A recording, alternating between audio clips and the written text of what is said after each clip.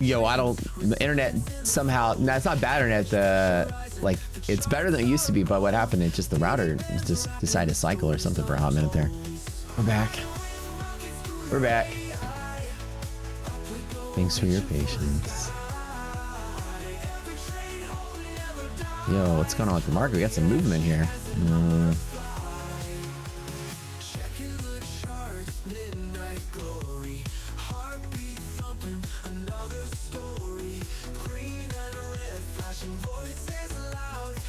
Time to skew, baby.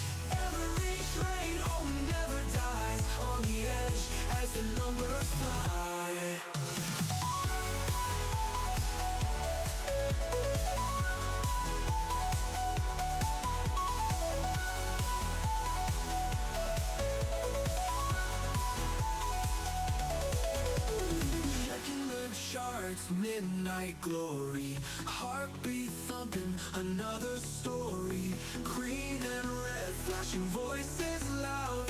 Future kings standing on their throne.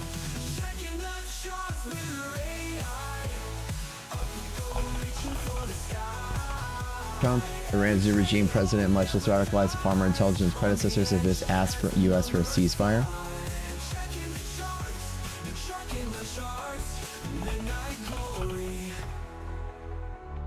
I'm talking through the intro. This has never happened before. What a meta experience. What's up, guys? Good morning. We're getting started quick. Sorry for the slight delays. I had to have an emergency tech meeting with my developers for a prop score because one of them just got back from a vacation, and so we've been trying to catch up.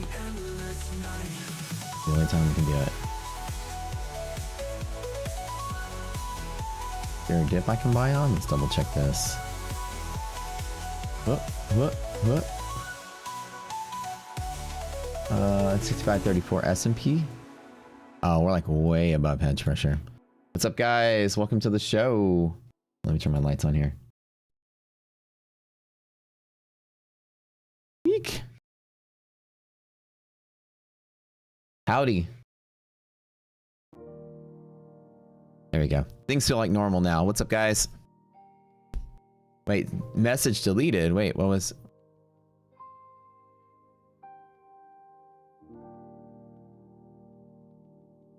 Man, somebody's in a salty mood today. What is wrong with you people? This person says. Oh my god. Oh my god. Somebody going on a rant this morning. Who here is like for copying his... What's going on in chat? Howdy, chat. Hey, you guys. Somebody going crazy here. So that would be... You can't copy trade Matt. You'll blow your account. You have the balance to withstand the drawdown, which is why I'd love to see him take 1K to 10K. That'd be a great challenge to see. I understand you guys want me to do something. I'd also probably like to see me do a backflip. You'd probably like to see me make pasta. Probably a lot of things you'd like to see me do because it's important for you to get on with your life. But here's rule number one I've learned about trading. Just focus on what you want to do in life. You know, you focus on you. Don't worry so much about me. I'll tell you guys something pretty interesting. I'm a stranger on the internet. Why give any shits what I do? You know what I'm saying? Y'all focus on you, my friend. I'll do me, you do you.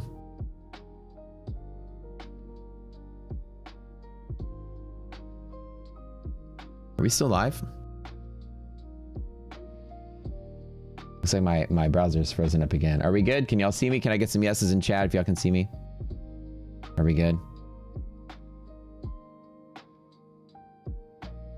Are we good? Are we good? Okay, hold on. Let me restart my YouTube here. Anyways, yeah, you know, it's like I get it. Somebody said if you don't have the drawdown, you can't sustain what Matt's doing in the challenge. Yeah, like Matt's literally trying to show off on the internet that he's the best live trader on FinTwit. So I'm doing something really flashy just to be flashy for the sake of being flashy. There's no reason other than that than I just want to fucking show off. I'm actually trying to do backflips right now. So I know it'd be cool to see me do like something much like, you know, crazier. I mean, not as crazy or whatever, but this is just something I wanted to do for fun. I don't know what's going on with my browser here, but it is like completely not loading up for some reason. Let me restart the process and start over. Don't go anywhere, friends. Computer silliness right now. I'll bring the music back in just a second. Looks like the market's pulling back on some Trump commentary about a potential ceasefire. Which that's awesome, you know, like awesome for the globe. We like seeing ceasefire. Dude, like my browser tabs are not loading anything up. I can't change anything. What is going on here? There we go. A little slow and a little weird, but we're back. Yes, we're back. We're back. Welcome. Good morning, friends. Good morning, everybody. I had to reset looking good today. Oh, I shaved. Thank you. I tried. Max Sosloff, what's up? Good morning. Marksy, what's up? 49. I missed everybody before that because I lost all the chat. I had to reset everything. Trady, Patachan, what's up, guys? Good morning. It's always good to start my morning with my friends here. There we go. There's the music. There's that. There's this. Okay, excellent. Farina, good morning. What's up? Pete, good morning. Trady, what's up? Guys are arguing about the signals. Oh my goodness. Already, the market hasn't even opened yet. People are mad at each other. I should start a cooking channel next. That'd be awesome. I'd have a lot of fun with that, actually. Victor, did you won? Dude, you won. You actually won like boot camp, I think 2 times in the last 2 drawings. You've won every time. Oh my God, Steve, good morning. What's up, Adam? Good morning, Thomas. Good morning, C. Weiston. Good morning, Gringo Loco. Backflip and pasta make it happen at the same time. Without spilling one single piece of farfalla. All right, I'm good. All right, Bourbon, Simon Dean, Boswell. Let's get started because we're running out of time. And good morning, everybody else. Sorry for the late start. I had to have a tech meeting today with my head of development on the UI side for the prop score site. Somebody said, aha, so you're Matt. So good morning. Always doing it at night. Nice to meet you. Hey, trading. What's up? Oh, so you met the less handsome streamer, Brad. I have to apologize for him in advance. He's just a little, you know, he's a little awkward and weird. We don't claim him. I'm just kidding. Brad's fantastic, man. He's one of the best things that's happened to the channel. Although the community did have a poll as to who the most handsome of the group is. I'm a little salty because somehow all you guys, but I thought we were friends. Somehow voted Brad as more handsome. So I don't know how that happened. It must have been a fluke in the numbers.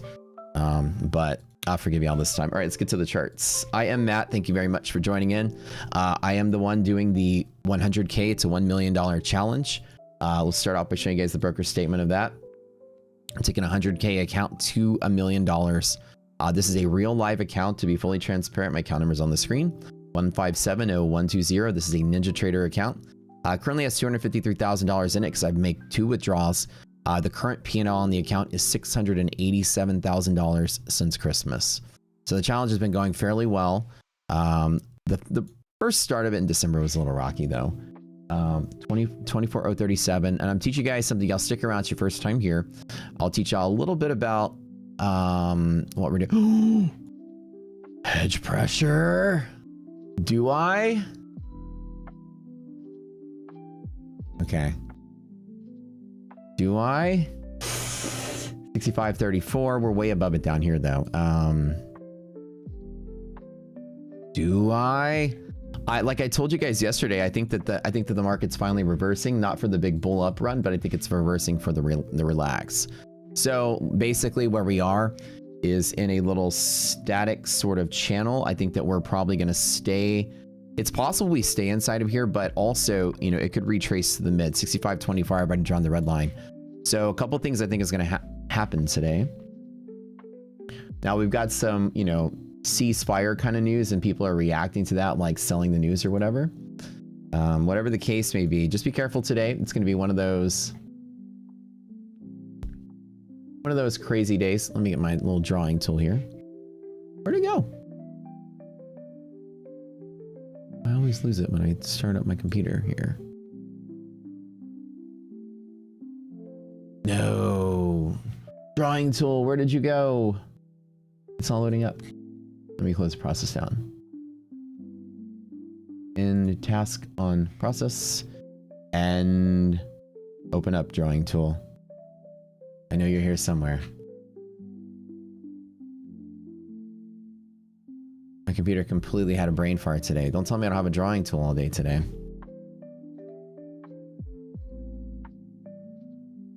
Well, not to use your imagination. We're either let me put this on the screen, you can see. Either A, we're probably going to continue to rally up from here and just keep going higher. Everything magically flipped bullish at the start of the day. We were in all bull setup. All our indicators are bullish, everything. The market just went up. I think what we're kind of doing is just, you know, relaxing a little bit off of the sell-off, and I don't think it's going to be super bullish from here. I think the market's bearish until the next quarter. But at minimum, you know, this could probably try to make its way at highest level. I think we don't pass any of this, but we basically can go maybe like 67.92, somewhere in there, this little area on the S&P, and then continue to trade down. That's the highest we can get. I don't think we're actually going to get it, but in Nasdaq's language, I think the highest we get is this 24,700, give or take. So this can probably make its way there and pull back down. I still think we're on a trajectory downward. So I wouldn't personally, like, usually, you know, we'd have those 1 days off that I usually come in and short the next day. This day doesn't feel like this. This day feels like we're going to finish the week up trying to move higher and then turn out low next week. So this could be a long entry at hedge pressure, although we've already tapped DD band 1-2 times today. That's a little risky to jump in here on the long, but maybe I'll try it. My drawing tool never popped up. I'm sad. Hey, ask and you shall receive. Thank you. All right. Just took a little bit of a delay there. All right, so we are actually inside of the DD band. This is the second tap of it, and we're pulling back a little bit on the Truth Social comment. We'll consider when trade rumors is open, free and clear. Until then, we are blasting Iran into oblivion, or as they say, back to the Stone Age. So it's just the same old, same old. Iran wants to stop the war. Trump is saying we're going to do this until you stop. Same old, right? The market necessarily, we rallied a little bit on the thought of a ceasefire, and now it's kind of like the back and forth, right? It's going to cause some news-driven antics. Did we start below MHP? Okay. So I'm starting off the day with $22,000. Just to show my stats again, I'm up 687,000 on the challenge. It's been really well, other than the December choppiness. It did make me a little choppy along the way.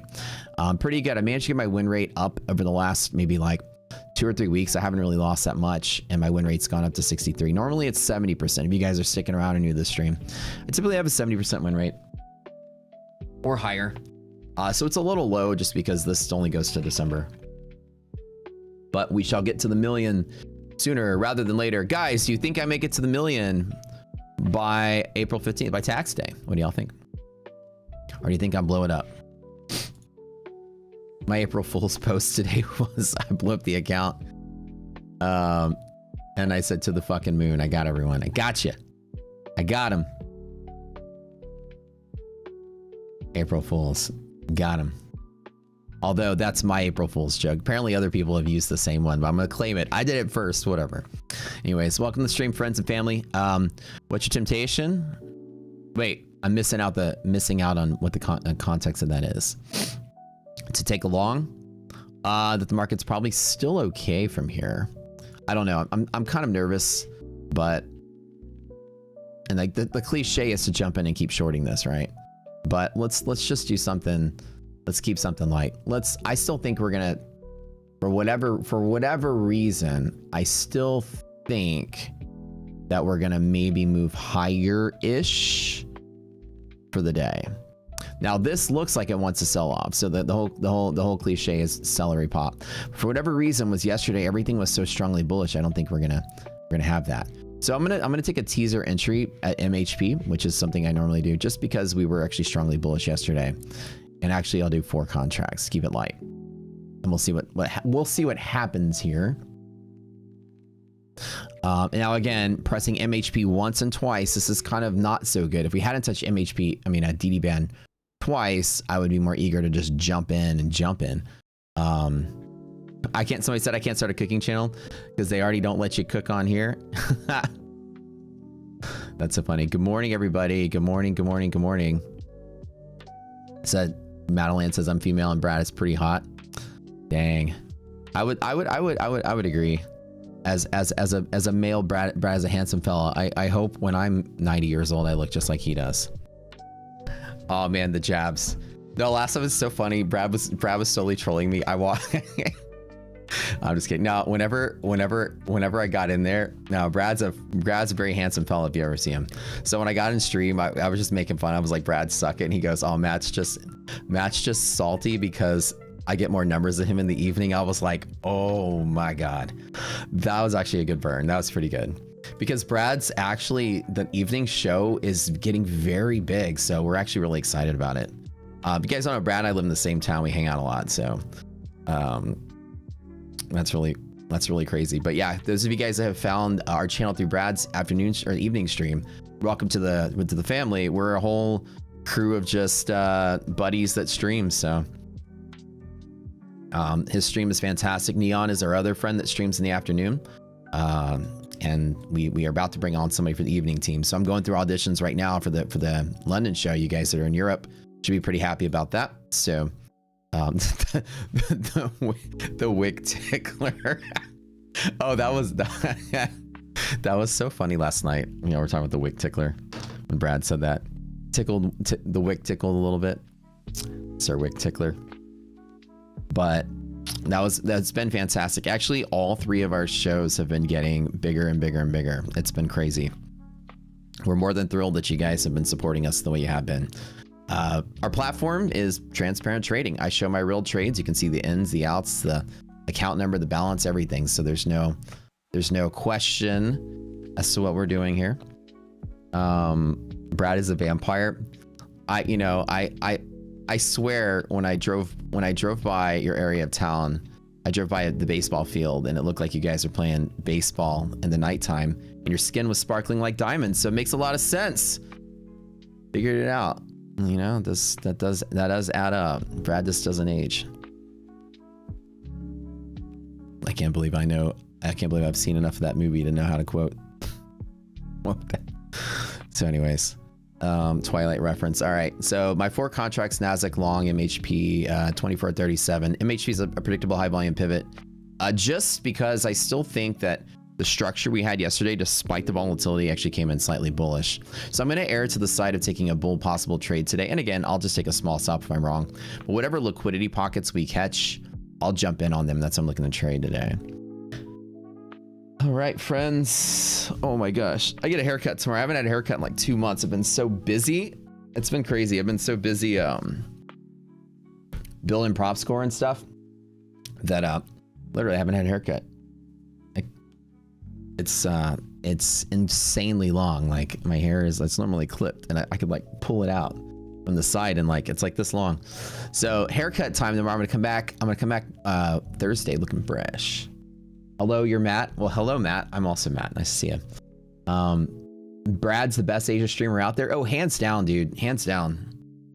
We took a photo for you last night, Bradley. I will send it to you, sir. You had more views than Stephen K. So moving up in the ranks, IDOC was like freaking out. She was like, "Oh my God, Brad's beating Stephen K." And the only person with more views than you is Dakota over on Top Step. But pretty soon, we'll probably pass Top Step up as well, which is awesome. Is that kind of dorky that when IDOC and I hang out and watch TV and eat dinner and do puzzles and stuff, we're chilling with Brad and secretly proud of him like he's our son? So she's like, "Oh my God, Brad's views." All right, got my glasses here, dude. All right, so let's move in a little bit. I don't think that, like I said, I think we're in a bear market, but this is that bull wave in the bear market, and I think yesterday was a good sign of it, despite the kind of back and forth. Right now, Trump is saying until Iran is saying we want to end the war. So let's talk about that for a second, right? We know that over the past couple of weeks, we've had this rhetoric back and forth about Trump saying, you know, they want to talk, and then they're like, no, we don't. And then finally, like, yeah, we want to end the war. So when you think about it, when Trump says, you know, we're ahead of schedule, it's going to stop, he doesn't decide when the war ends. And that's kind of the one thing I want you guys as traders to know. This is about, so when we talk about the war, we're not like pro-war, we're not pro anything. We just try to predict the stock market based on, we try to predict the stock market based on the current events. So we're trying to predict the stock market when I talk about it. I'm not trying to ruffle anybody's feathers here or offend anybody. So we're not pro anything. We're kind of anti-war in general, but, you know, things got to happen. You know, there's a battle going on, and Trump's saying, yeah, you know, we want to end this soon, or it's ahead of schedule. And it's like, well, he doesn't decide, right? They're the kind of the belligerents there, and they decide when it's over. And basically yesterday they decided they want it to be over. For the first time ever, we had kind of admission from them. They say, we want a ceasefire. So it almost, when you think about it, you like to think of like somebody getting bullied or getting beat up, little kid, you know, you're a little kid and you're getting bullied, and someone's like smacking you around, you're like, please stop hitting me. It feels like that's the stance we're at, and that's what happened yesterday, and that's why we rallied straight up. You can almost feel them saying, okay, we fold. And then Trump is like now realizing he has an edge here, and so he's threatening further and says, we're not going to stop until you open the strait fully. So this is kind of like the, you know, this is the schoolyard bullying between the two of them, and that's kind of where we are. So Iran wants this to be over, and Trump has done his sort of manifesting this to happen, and now he's in this position of being able to make demands of them to get the settlement terms that we want for the ceasefire. So with that being said, you can just tell that they've admitted defeat. This is kind of what it's saying. They can't fight us, and that's what that means. So when you're pricing of the market, whether it affects the U.S. stock market or not, the current events certainly are going to move the market around as they have been. Overall, I think the market today is probably going to forget about that news and continue on its same trajectory, just like it's been saying. Your buddy Claude is saying 2408 is a fighting point right here. I always wondered how good AI is getting at trading. Trump will express his disgust with NATO in a speech. He's absolutely considering withdrawing the U.S. from NATO. He's a little salty that, you know, we didn't have, you know, the UK and France and everyone else coming in and bombing Iran with us. You know, God forbid they want peace, you know, in this life, and they don't want to get involved with someone else's war, because, geez, if I can recall, the last pretty much every time European nations get involved in everyone else's war, it kind of turns into like a world war at some point. You know what I'm saying? He was like, I wouldn't withdraw from NATO because they're trying to prevent, you know, global scale conflict. That's just, I'm reading the headlines right now. That's a little silly. You know what I'm saying? Those pesky world wars we've had. Gosh, man, that just gets a little complicated over there in Europe once everyone starts, you know, fighting for each other. It's probably a good thing that they didn't. This could have escalated pretty terribly quick. So I'm kind of glad that they didn't. I think Europe learned something from its own history. It's not to try very little to meddle in other people's wars. It kind of becomes kind of doesn't end too well. You get a 5-year stalemate like we had in World War I, or however long it was. It's just not the best, right? And then the dominoes start falling, and now all the alliances start kicking in, and psychics say will end in August. You're psychic. That's good. When you get your palms read, they were like, you know, this conflict will end pretty soon. This is a perfect buy. So if you guys are just tuning in, monthly hedge pressures, predictable high volume pivot, very hard time breaking. And I bought 4 contracts just there. I'm already up 25,000 before the market even opens, which is pretty cool. I can just sit this one out. I have 1 Lone Ranger TPT account still going, which is kind of funny. I did get, what, 60 points on this one already. What was my entry? 50 to 80. Let's let the market play around here. I'm just getting a tiny little scalp on that. Market's gonna open in about 13 minutes. Should I hold on? Should I stick to my guns and hang on to it? What I use for news? Oh, so I use Financial Juice, which is a news aggregator. It's fantastic. I bought the lifetime membership, and it just takes all these news sources I subscribe to and just throws them in a single text feed, which is really nice. All right, you know, I'm just playing around. Let me take that and then wait for the market to open. I was just trying to retrace a little bit of it. Get a little 40-point scalp there. Let's let the market really open and see what we got. That was fun. All right. All righty. Is trade baked out? No, it should be all right. How many people is your first... we took Iran's lunch money, yeah.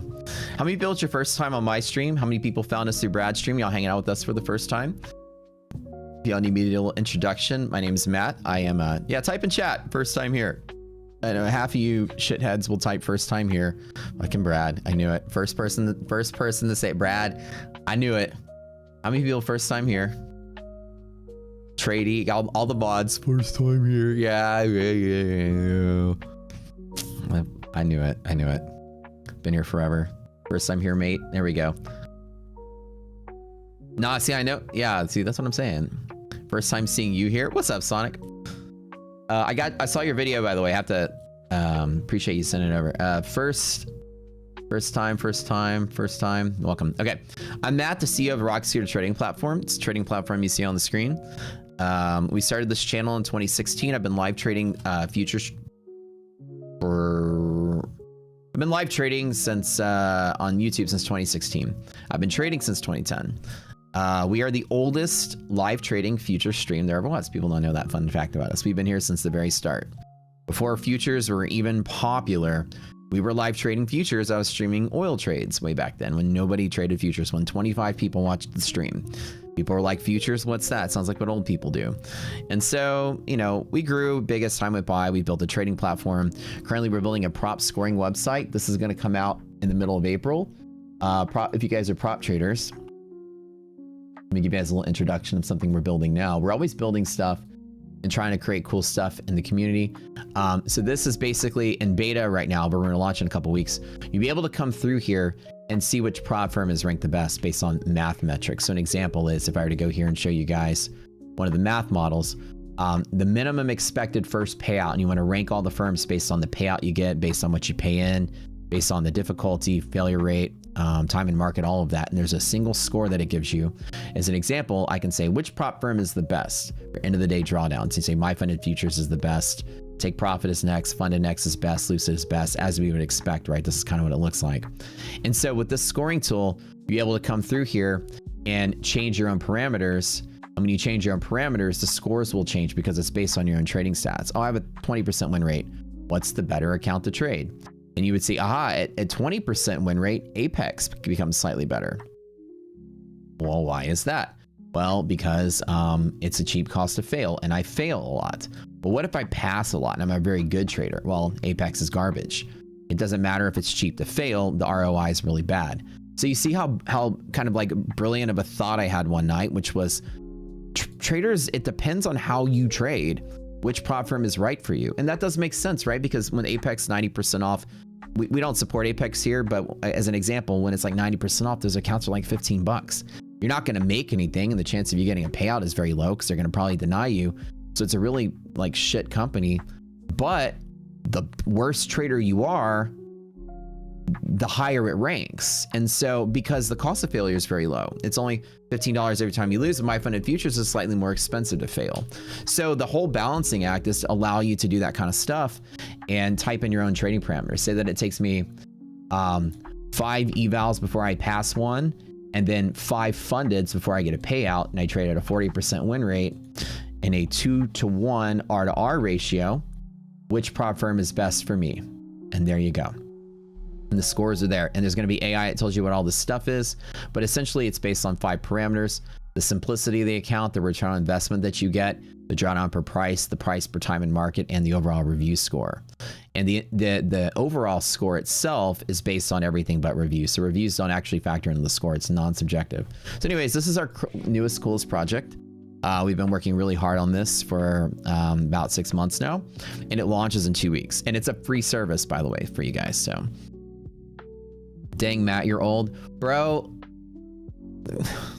you know, this morning I woke up, you know what iDoc said? She goes, you know, I want to put an eye mask on you so that you don't look so, so that you look refreshed in the morning. Because I've been working late and working so hard, like my eyes get puffy. What she said? She's an eye doctor, right? She's like, let me put some eye mask on you and you can wear it for your streams. Apparently, I've got a new facial regimen. So maybe I won't look so old, huh? In your face, buddy. That's a nice early trade, by the way. Ah, thank you, Bills. Bill's house. Just a little scalp. Like I said, I want to wait for the market to open just to be certain. I'm pretty certain we might have what we call liquidity pocket down in here. Let me tell you guys how our platform works. When the market opens in about 7 minutes, we're going to get some data pop up that's going to look like one of these things. And this is a little flashcard. If you click the liquidity map over here, it gives you like the pop up. And so these are my trades I actually take. So I trade off of like these blue lines and these orange lines that will pop up automated, and these gray boxes that you see.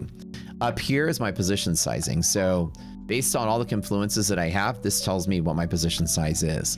So when the market opens, you're going to see a bunch of things just pop up. And you'll have a bunch of words like support, resistance, and I'm immediately going to scribble up a trade plan like super quick. Put ice cubes under your eyes, Pete says. Yeah, I think that's a good idea. It's a good idea. My the eye doctor girlfriend's actually an eye doc, yeah. We all call her eye doc because she's a Twitch streamer, and her Twitch stream was called Eye Doc Talk, where she just sat around and would like drink a cocktail and talk shit and have a good time. Talk about her dating life and talk about whatever, and then talk about eye doctor stuff. It was she has a pretty cool Twitch stream. She doesn't do it that often anymore because now that she's gung-ho building this whole fitness studio thing that we're building. But and I love these things. I just built a new gaming computer, but you guys know, I don't know if you guys are zip tie people or Velcro tie people. I'm 100% team Velcro. So I found one on the floor, and just like a cat, I'm sitting here playing with it. I fidget so much, so I'm sitting here like, oh, you guys use Velcro ties to your cable management, right? Oh yeah. I need to stop playing with this. All right, go over there. I'm like a cat, dude. Like, you put some little trinket in my hands, I'm gonna bat it around with my paws. So. All right, let me show y'all really quick. Market's opening in about 4 minutes here. The new gaming machine, if you guys never saw it, this is straight up my new gaming PC. I've got one more set of fans coming in for here, and I got an LCD screen in here. But if you look at it, it's kind of funny. Each of these fans has a screen on it. 1, 2, 3, 4, 5, 6, 7, 8. There's a screen right here, 9. There's a screen right here, 10. And there's about the LCD screen here, 11. How many people have 11 screens inside their computer? I'm nuts. But this is a new bad boy. Hasn't got a lot of game time yet because I've been so busy, but this bad boy is running Crimson Desert on full frames, 4K, DLAA, even, you know, as good as it gets for that. And 140 frames with full DLAA, array reconstruction, everything. Woo, she's beauty. Anyways, I got my 5090 there. I got a 9950 X3D, and then I got 96 gigs of RAM. So let's go. It's my new project that I built that this weekend, and that's for this letter. How much did that setup cost? Well, because of inflation right now, everything is costing twice as much. Damn, chip shortage. The RAM itself was normally $700, cost me 15, and then the GPU 5090 is normally about $3,200. It cost me $4,500 secondhand, so I paid a little bit extra. But it's funny because when I built a computer 2 computers ago, or 3 computers ago, I built in 2020 when there was also a chip shortage. And I paid 50% markup on everything too. It was really crazy. Did you see? I saw somebody. Yeah, it's like 34 gigs of VRAM.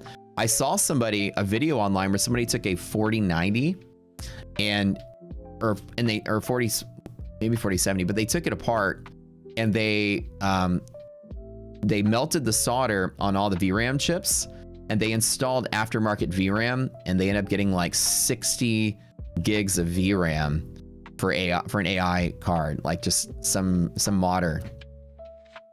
Now that's something I'd like to do. I used to mod my own boards back in the day, where I would actually shade the resistors with a number 3 pencil just to change the resistance on the board. Like when you have to actually overclock your board, you'd have to go in there and actually physically mingle with some of the things and change stuff.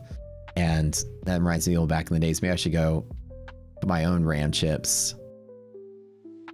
60 gigs of VRAM. Talk about awesome, right? You saw that? Oh, you saw that video too? Yeah, I saw it on my doom scrolling the other day. Crazy. And I was like, that's not that hard to do. You have to be very careful making sure that when you melt that solder, that you don't get like leak on the other contact points on the board. And then he also removed the chip itself from its housing. So you gotta be very careful when taking the chip off and all that. But it was a 4090. Oh, it was a 4090. You're right. And it was China. He was using a heat gun just to melt the solder. So basically he had some high temp heat gun, and he just pressed it right against the chips, and then he just used tweezers to pull them off one at a time, and then he cleaned it a little bit. Yeah, the chips had the same pins too. Yeah, so it'd be an easy install. You just have to make sure that the hardest part of that is removing the old chips cleanly. Like you'd have to be an expert at doing that, because I feel like I would be getting solder everywhere. All right, 2 minutes till we open, guys. I think that we're still in this kind of bullish market. Don't forget to hit the like button while you're here, friends. We are still in kind of a bullish market. I don't want to think that we're going to be selling off too hard today.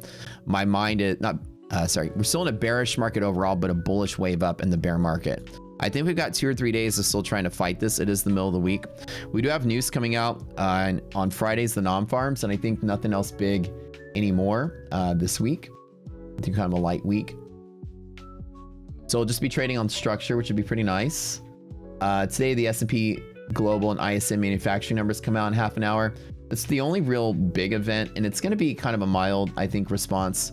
The VIX and decay, we're going to have a slight mild response today. And just, we blast it up and we continue to trade up. It's not really super bearish. I don't think we trade lower than yesterday's close, probably for the rest of the week. But we'll see, right? The first time we lose hedge pressures and things and market flips back to being bearish, we'll be kind of like looking at that. The very first thing I want to do is as soon as the market opens, I'm going to look for dips to buy. So today I'm flipping my mindset to being dip to buy. Dips to buy. You open in 1 minute here. Oh gosh, the internet. Don't be crazy, internet. Don't die on me, man. I'm about $25,000 to start the day in the challenge account.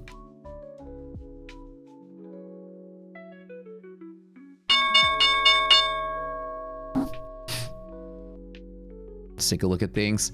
The first thing we look at is this white line resilience. If resilience is greater than 0, then half gap is support. See how it says support, support, support right here? That's what we're looking at. Yo, my browser's like crashing out here again. Okay.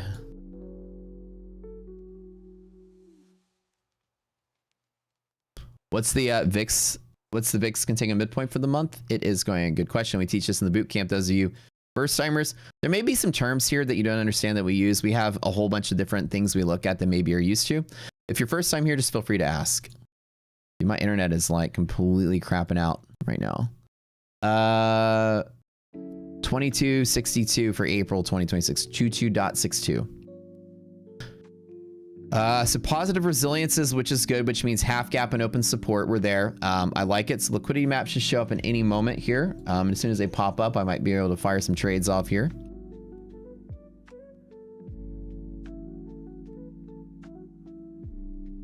Nothing yet. There we go. So this is what liquidity map looks like. The S&P is a nice bull long up, and then Nasdaq as well, bull long up. So everything is pretty bullish here with the liquidity pocket and the gap fill. The ideal trade setup today is to trade either small from here at the open or to buy the pocket down in here and trade it back up, which is I think what I'm going to do. Resilience is positive at 40. I could actually buy right here on this little pullback. Let's try here, and if I take a small loss, I'll buy at the pocket below. Okay, we'll try it.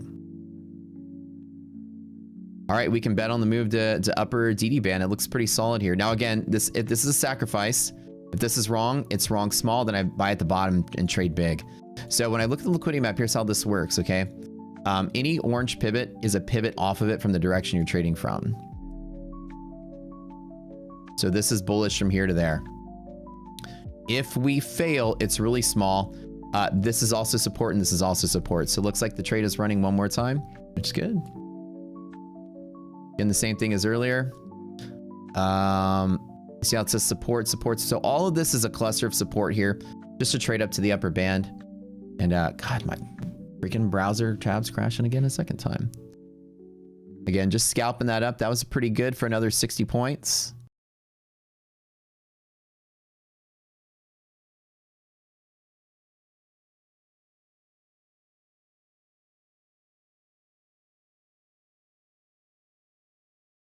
All right, I like the move. I'll lock it in for another 5 grand. Pretty simple. 29,996 profit today so far. I did long this in the Lone Ranger TPT account a second time here. Like I said, I'm just scalping the range. I'm not really trading for direction. Let me lock that in. I've made $5,000 in the Lone Ranger TPT account. The last one I had before I quit trading props altogether is a story behind that. I'm kind of like trying to remove things from my diet just to kind of lighten up, and then I need to focus on the challenge.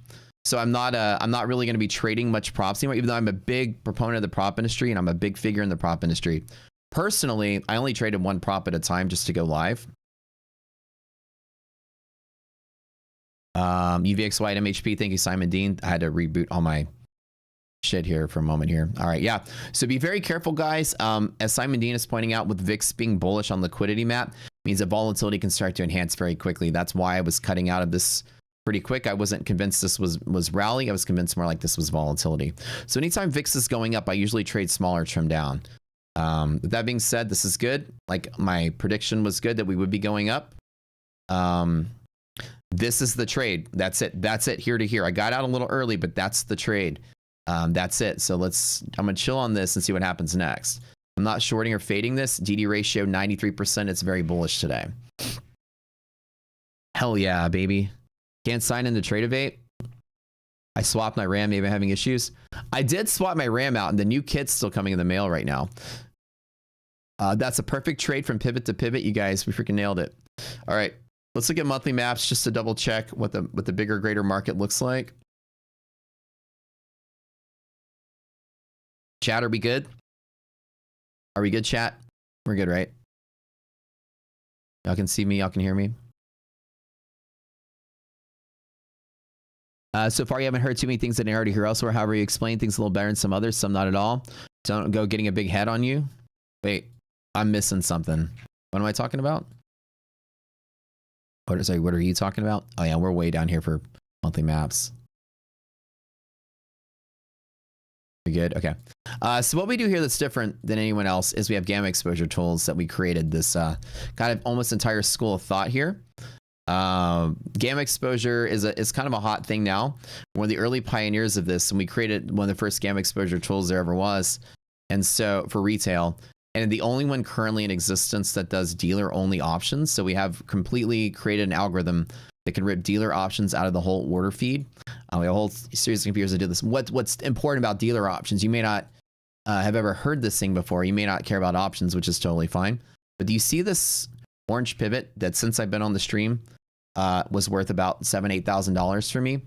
This pivot right here is what our model is designed to do to calculate that exact number. It's a flip spot for gamma, but it's the dealer flip spot. It's such an important pivot. You can't argue with what you see. It's exactly to the point. And that was what the sophistication that we were aiming for, something that was actionable on the moment. And so you would hit it, and then I could trade right off of it, right? So the whole point of this kind of style of analysis is to use the options landscape to find pivots and futures. It's a pretty different thing that nobody really does, to use options to trade futures. But this entire school of philosophy you guys have joined, what Brad, what Neon, what I do, is all based on this philosophy. And the reason we're growing so big is because it's catching on like wildfire. And it's hard to imagine, you know, any other reason why it wouldn't be. I mean, we've got a pivot that's exact to the penny, and it's very useful. Now, we can't predict the stock market like nobody can, but we can predict where volume's going to be, which is extremely important as a trader. You want to know where the traders are going to be. That's extremely important just to know. So what I usually just do is trade from pivot to pivot. And then I use these confluence indicators down here to determine size and possible direction. An example, so liquidity map is showing me like all the pivots. You can see that this has green arrows pointing up. When the market opened, it just wanted to go up, right? The map is telling you where the flow direction is, and it nailed it today. Now pivots, right? I can trade off of some of these pivots. This this black line is the open the next resistance. That's what this is telling me. If it says this, and this is the map that comes up, I can long at the open and close the next resistance. And here's NASDAQ. Long at the open, close the next resistance. That's a beautiful scalp. How many people here were trading today? Did y'all long it? Did you short it? Did y'all do that one? 1A? So the idea is it's a possible flow path based on just the balancing act of dealer options. Very simple way to describe it is that people have risks they're trying to neutralize, it forces them to trade in the market.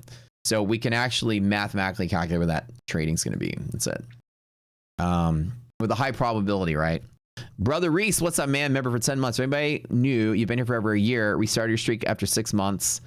If nothing else, do the boot camp. It'll change your life. And Brother Reese is donating $20 to give you guys a boot camp. Holy crap. Thank you, man. So we actually train people in trading, and I'll match this $20 donation. I'll donate $60 myself. Let's go ahead, and if you guys haven't taken the boot camp yet, type in boot camp in chat. We'll do a nice little giveaway to start off today. Thank you, Reese. Appreciate it, man. Reese is buying you guys a boot camp,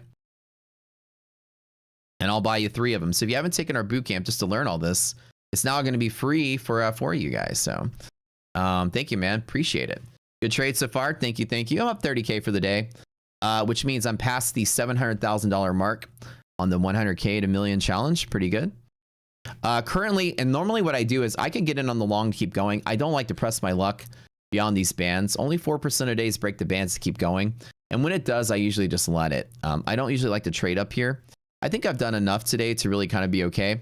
What I like to do in this environment is wait for some kind of news to come out, then make my decision. So yeah, while you're typing in bootcamp, so the story about props, right? So essentially, I never prop traded at all. I've always been a real trader until about the end of 2024. I started seeing how prop trading was the thing everybody in my community was doing. And I was like the sole old school. Now I just trade a real account. You know, I make many trillions of dollars every day. Live trading a real account. I'm just kidding.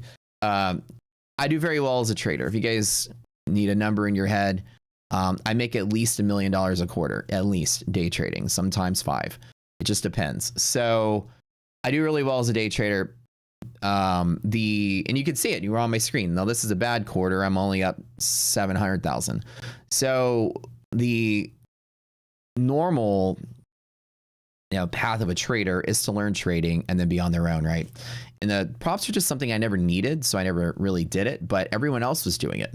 So I decided to, I sound like Trump, many trillions of dollars.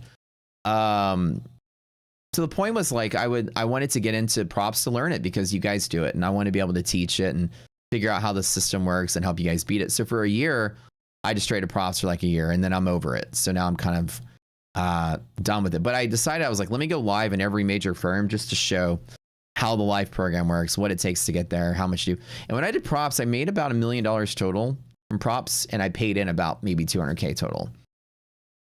So about maybe a 5x return, which is not too bad. With props, you're going to be limited that way. The props are fantastic. I love them for people that are learning or can't fund themselves. It's one of the best things you can do. I wish I had them when I started. It would make trading so much easier. But the time I spent doing props, I learned a whole lot about it. So I decided to go live with every major one. And I only did them one at a time, and I didn't copy trade. So I trade one account at a time with the prop. I went live with ETF, went live with My Fund and Futures, went live with Tradeify. And then basically was going to go live with Fund and Next when they changed their rules up. And then I was going to go live and take profit. And then I just decided to quit. So after making, all this rounds here, for me, the reason to stop doing it personally was just because it's just too much to juggle. With prop score, with putting our tools in NinjaTrader, which we're working on that now, and Go Charting now, and then doing the live challenge, 3 streamers, and then on top of that, juggling a bunch of prop accounts. It's just, it's a little bit extra money, but I don't need it. Like it's just extra things to manage and worry about and do. And I'm like, let me just focus on the one account. So I'm letting I took all my final payouts. I withdrew everything till the end, and I had 2 extra TPT accounts I forgot about that each of them had $20,000 in them of profit. So the funny story there. So I think we're going up, and I think this is a support pivot to buy from. I'm not going to do it, but I think we're good. I am waiting for news to drop us to a strong pivot to continue to buy. For now, I exhausted the trade up at DD band. I usually chill there. So essentially, you guys remember TPT put out their bot detection software, and they actually mistakenly found some new, like cases of people botting when they weren't really botting. And we actually were the team that helped them discover the error in their software. It looks like there's some movement here. And I don't think it's news related to something on the calendar. Let's double check. just to see where.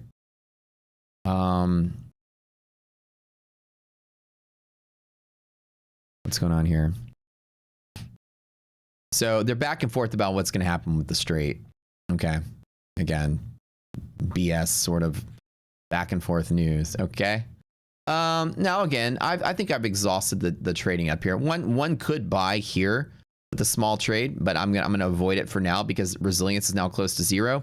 It's gonna avoid trading at the open here. Let's let it fall to pocket. I think, guys, today, I think liquidity pocket, I will get 20 contracts when we fall there. I'm gonna long the shit out of it. And PMI is also in 2 minutes, so let that thing, manufacturing numbers come out in a little bit, so let that thing move things around in 2 minutes. Anyways, so when people were telling me, a lot of you guys reported to me that TPT banned you, right? And I looked at all your data and it suggested that you weren't botting. And we found out that they were simulating on Tradeify partial fills, and that was actually triggering, people's limit orders were triggering them as bot traders when they weren't botting. And so we presented our case to TPT, and the very next day they reversed their decision. You guys were a big part of it. So when things happen, always speak up. That's why we're part of the prop industry. We go out there and do some fact-finding missions, and we help a lot of traders out. We got a lot of people unbanned, which is kind of neat. But in the process of me going in there and trying to recreate the problem, I realized I still had 2 TPT accounts I forgot about, that each of them had $20,000 of profit in them. It's because TPT doesn't update their system until like a day later. So I think when I decided, I'm just done trading props, let me take out all the payouts, I'm done. I didn't realize I had another, like the thing had updated, and then I thought that I had less money than I did. I thought they'd have like 5,000 buffer in them or something. And I logged in, there was like 20. So I had 2 accounts left, and then I withdrew the money, and then I have buffer on 2 of them. One of them I busted a couple days ago. I'm just like, whatever, I'm gonna go out with a bang. Let me YOLO these bad boys, and then I'll oh, there's some music. I was like, let me YOLO these things and just make some money. One of them busted, one of them still alive. So the one that's still alive, 150k, is now up to 163k. So as one last hurrah, I have one final Take Profit trader account. And I've loved the experience. Take Profit's fantastic. One of the best firms out there. So we got a bunch of bootcamp donations. Brother Reese, I appreciate you. And then Brother Reese again, donating a second one. So let's give away 8 bootcamps. So I'm going to take this little giveaway. Thank you so much, by the way. Bootcamp is a 20-day educational process here. It's normally $1 a class. So it's not showing that it's a big sales pitch for you guys. Just quick. It's normally $1 a class. It's $20 for an entire month of learning. One of the most substantial things you will learn here. Everybody in this freaking channel has done the bootcamp, but most people get to do it for free. So that's kind of the best part about our community, is that it's mostly given away. But if you have to buy it and you want to get in on it, it's only $1 a class. We're probably the only successful traders that stand against selling, or sorry, we're the only traders that have any kind of service that actually are making money trading. And I don't need to sell a $10,000 membership. Every trading class you ever take with me is just $1 in principle. It pays Slacks's salary, pretty much, and pays employees' salaries. That's it. I don't know. What is this? Show text and field. Okay, choose 20 random names from that list. Oh, did I say 20? Wait, sorry, not 20. 8. Oh shit, I made a mistake. Oh, fuck it, I'll give away 20. Why did I say 20? Well, I'll donate a lot more money to you guys so that 20 people can go. Jesus, oops, my bad. Well, whatever, I'm not gonna undo this. All right, Cosmic Wick, Big Break, Gravity for Gain, Stock Stop Loss, NQ Master, Trader 007 NQ, Zeus Link, Stoic Capital, Mindful 2 Markets, God Sent Trader, Vampino Trades, Power Strike X, Soul Trade X. That's pretty cool. You guys sound like, that sounds like moves that you'd see in Street Fighter. Soul Trade X. I like it. I like anything with an X in it. Sounds badass. Rod Vault, Scrooge McTrade. Y'all's names, man. Y'all are something else. Zero Handling, Strong Bid, NQ Raz, Trader X Motivation, Market Profile. Here's what you do. Go to my Discord, link in the description below the video. Congratulations. You're going to go to the Consist channel. Just message a guy named Slacks with a screenshot of your YouTube ID. And he'll hook you up with the bootcamp. Tell you how to get it. Okay. So congratulations. And what it is, it's 20 classes. It's 20 videos. You can watch them. We teach day trading from scratch. And I mean from scratch. If you've never done trading before, if you've never done any kind of trading education before, this is the complete picture. It's everything from risk management, trend identification, position sizing, everything. You can learn everything I know. And the goal that I thought was that people are always trying to sell trading education for very expensive. My philosophy is that I think that a trader is a student. And when I was a student, I was dirt poor. When I went to college, I was dirt poor. And the last thing you guys need to be doing is, you know, padding my wallet with your hard-earned money. Go out there and lose it in the market. Like, that's how you're going to learn this thing. So you guys pay $1 for a course with me, not $1,000, and that's the way it's always going to be. We do lots of giveaways on this channel. We really believe in educating people. I think it's very important. I don't have a signal service. I don't tell people what to do. I just come here and I teach the game. But that's what we're going to do. So bootcamp is in the Discord. You can see the videos there, or on the website itself, you can see the videos. So live, we do bootcamp every couple of months live, where I come in and I redo the classes live. We watch them together as a group. ARB just went negative, guys, so be very careful. This might actually flush a little bit, but that's fine because I'm going to get a better trade down here at the gap fill. Maybe down here, I'd be willing to take a long. Plus hedge pressure down inside of here. We've got supports, by the way, for the whole way down, which isn't a bad place. And this may not even be a bad place to try on. Now, we did get the PMI numbers come out, so let's look at those really quick. There's a lot going on at once. He's got to be focused on this. It's yesterday. Wait.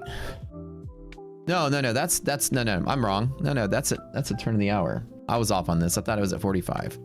We got 11 minutes on that, so wait a little bit. Got a little bit of time. When does the live start each day? So we do it every couple of months. We've been busy building prop score right now, so it's been sort of a delay. And I need to take a break between the boot camps because it's a lot of work for me to be streaming all day. So every 2 or 3 months, we'll do it live. And I would just go through and watch the videos with you guys and answer questions. You don't have to go through the live. It just makes it topical for what's going on in the market now. But the lesson is the same. You can watch the videos and it's just as good. In the lives, we watch the videos together. Like I'm sitting there with you guys. Carefully think this market's bearish today. Might be a nasty April Fool's joke. Dude, Bill, I feel it, man. I don't think I'm very short-minded today. I think that I'm just waiting for dips to buy. And that's just because, I mean, our DD ratio, right? We have 3 different indicators called greater market. And this tells me what the greater market is. On the day's value, if the stock ratio, this number here at the top left of the screen is greater than half, it's a bull market. Stocks are bullish, and that's what we look at. Number 1, stocks themselves are pretty bullish. Number 2 is if the S&P is above this orange line, which it is. It's way off the screen here. So S&P is with bullish monthly hedging structure, so it's got just this natural hedging pressure pushing it up. And number 3, which you looked at earlier, was monthly maps, and we all confirmed earlier that monthly maps, which is a 3-month outlook, is also bullish. So interestingly enough, the today is bullish, the month is bullish, and the 3-month is bullish. As of yesterday, all the signals did flip to bullish. I'd agree with you. And my sentiment is that's why I'm not shorting today. I'm just waiting for dips to buy. And this could have been a dip to buy. I thought about grabbing it, but I think I've exhausted this move. This move has happened 3 times already. And if it happens 4 times, well, whatever. But it's better to wait. And then we get some kind of weird sort of Iran news that like drops us to here. I'd love to buy the dip back up. This right here to me, I'll make 100K today if that happens. So I like to wait rather than picking up a few dollars on the scalp here. I like to wait for the bigger move there. Why not short-minded? Well, those greater market signals typically set my bias. And if any one of those is bullish, then the market's bullish, right? Whereas MHP, it's way off the screen. It's like way down here. So, I mean, we flipped to bullish yesterday. Even at the start of the day, Asia sesh, Europe sesh, even before our session, we were way above these bear market limits, right? Any thoughts of you doing this April on the live bootcamp? As soon as prop score is launched, that's really kind of taken all my time. The minute I get out of the stream, I'm working on prop score till midnight. So we're knocking things out for the beta. The closed beta, which all you guys can be invited to, that will probably start next week. Yeah. All right. Well, 30K up. I'm not hating today's market. Like I've been hating this market since December. I'm kind of nuts.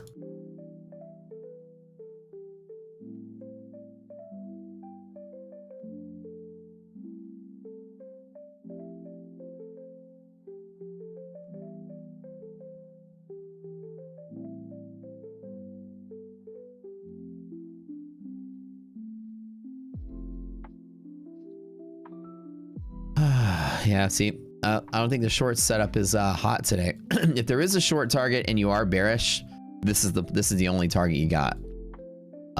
These upper targets are the resistance target that we usually see, and the market does have a hard time breaking through it on most days. Only 4% of days do close above this green line.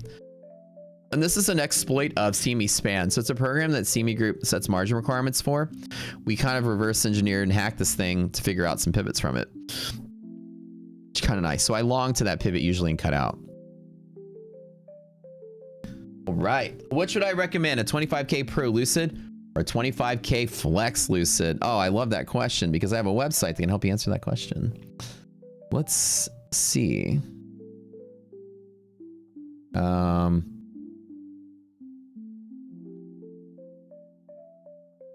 Let's go to the Lucid page and let's see.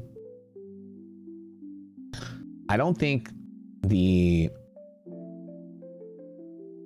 overall prop score is here. Oh, it's not here. Oh, wait, I gotta go back to here. Hold on.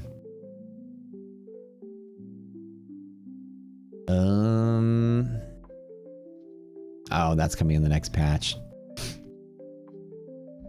The Lucid Pro is the highest ranking account, but it doesn't mean it's the best account for you. Dang it, we don't have the overall score here. Oh, I need to take a note on this one too. Hold on. It seems as if we need to set your model here as well on the firm page. These are all zeros because there's not a model flex. See the beta, we're always finding stuff.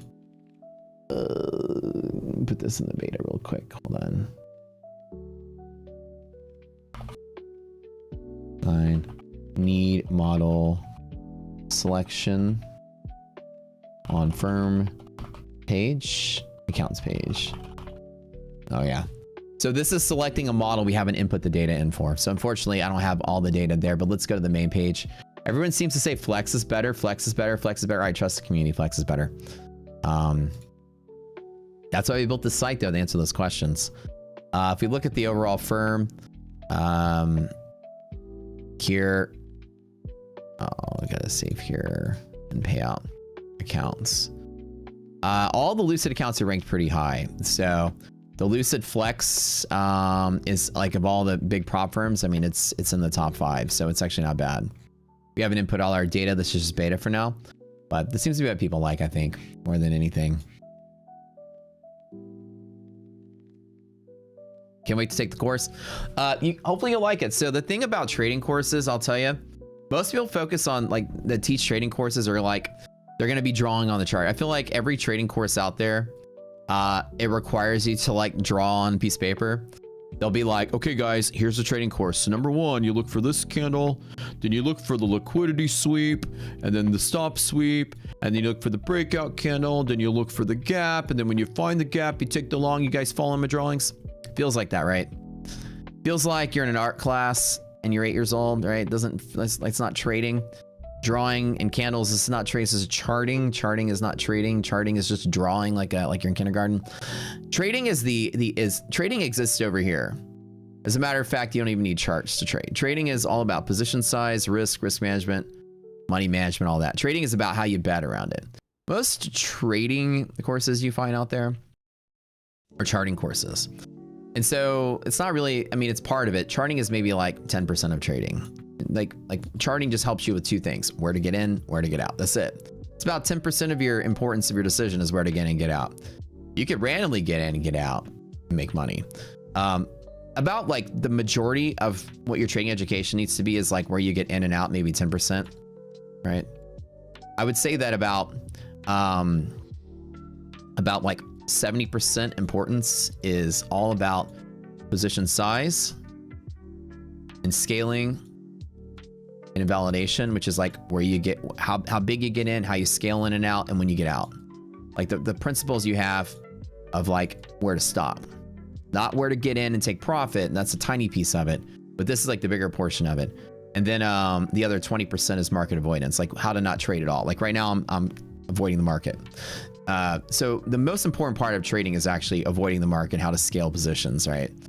And a lot of people don't teach that. They teach almost like they teach you blackjack. And all of it is like, don't worry, just get an ace and get a king and you're going to win the hand. And you're like, oh, I'm learning blackjack.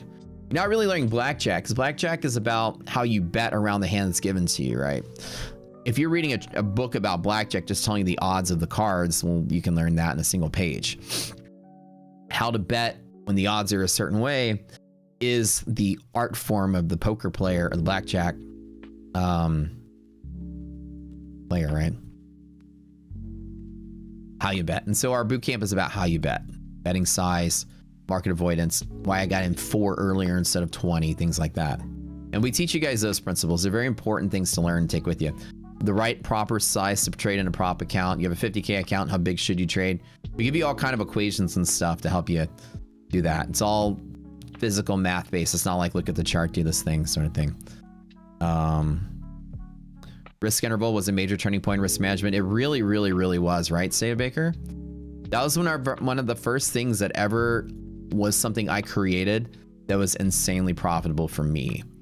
Like when I made the risk interval, which is built into this green line right here, as strong as that pivot is, the very first use of risk interval was something I was like, holy crap. I'm like, hacking the market, baby. Makes fun of drawing on a chart, continues to show a chart with tons of lines and drawings. Well, no. Watch this. You can turn the candles off. There's not drawings on here.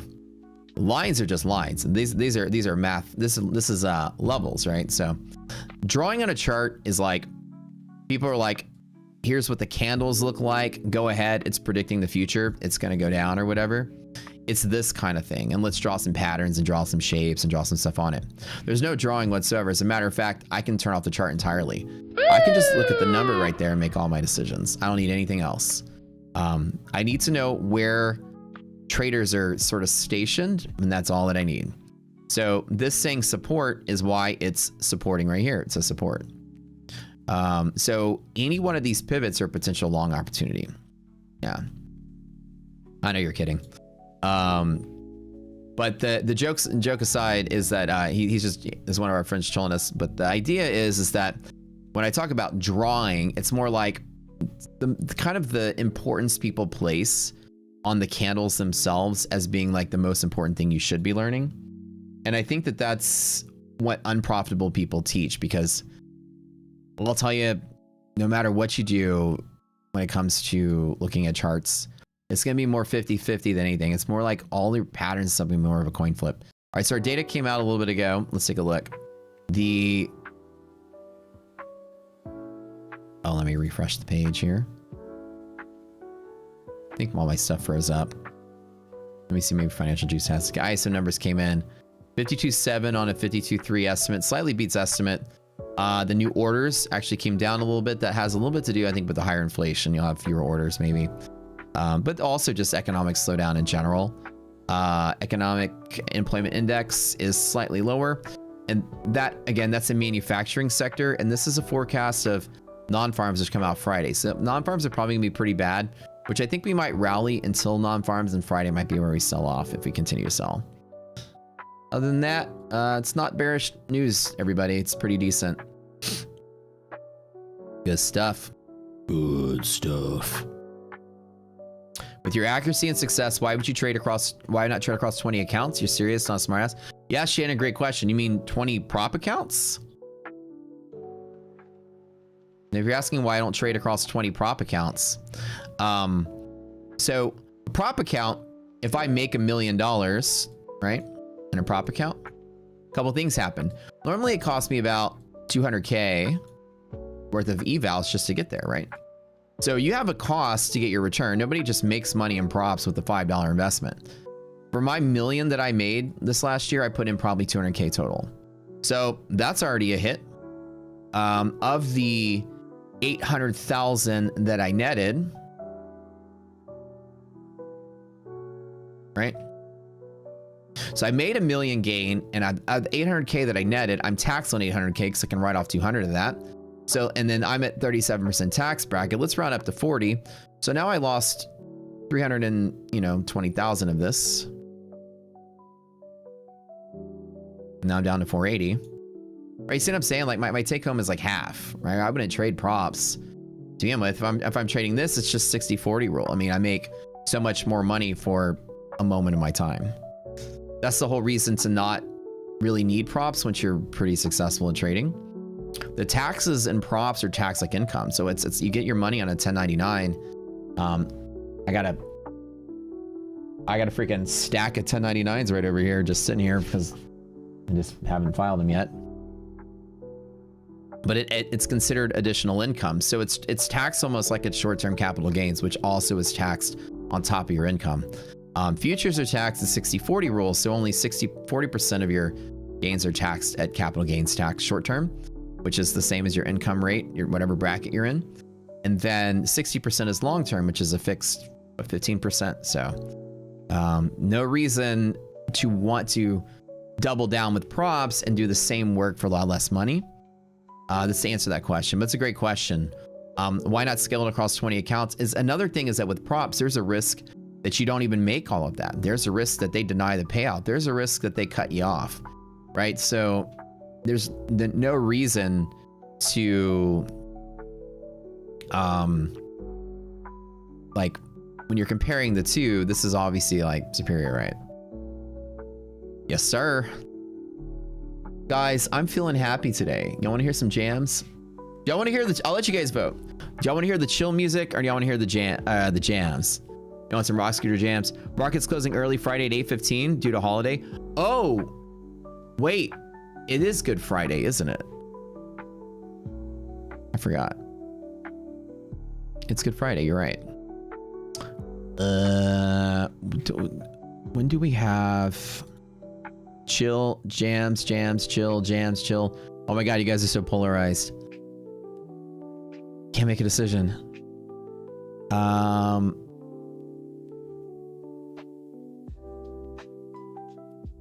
What time do we close on Friday? Let me look this up. CME holiday hours. Yeah, no bearishness today. Holiday schedule Friday on the equities index. It closes at 8:15 in the morning. Oh, so it's a full day close. So basically no stream on Friday, I guess. You could do an educational stream or something. So it looks like Friday is closed.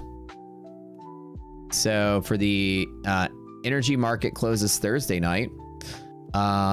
Equities trades through the night and then closes at 8:15 Central in the morning. Whoa, okay. Well, I didn't know that. All right. The CME group is the Chicago world, so that is in Central, my friend. Yeah, when the New York Stock Exchange talks, they talk in Eastern. When futures talk, they talk in Central. Teach us how to file taxes on props and live accounts on Friday. There you go.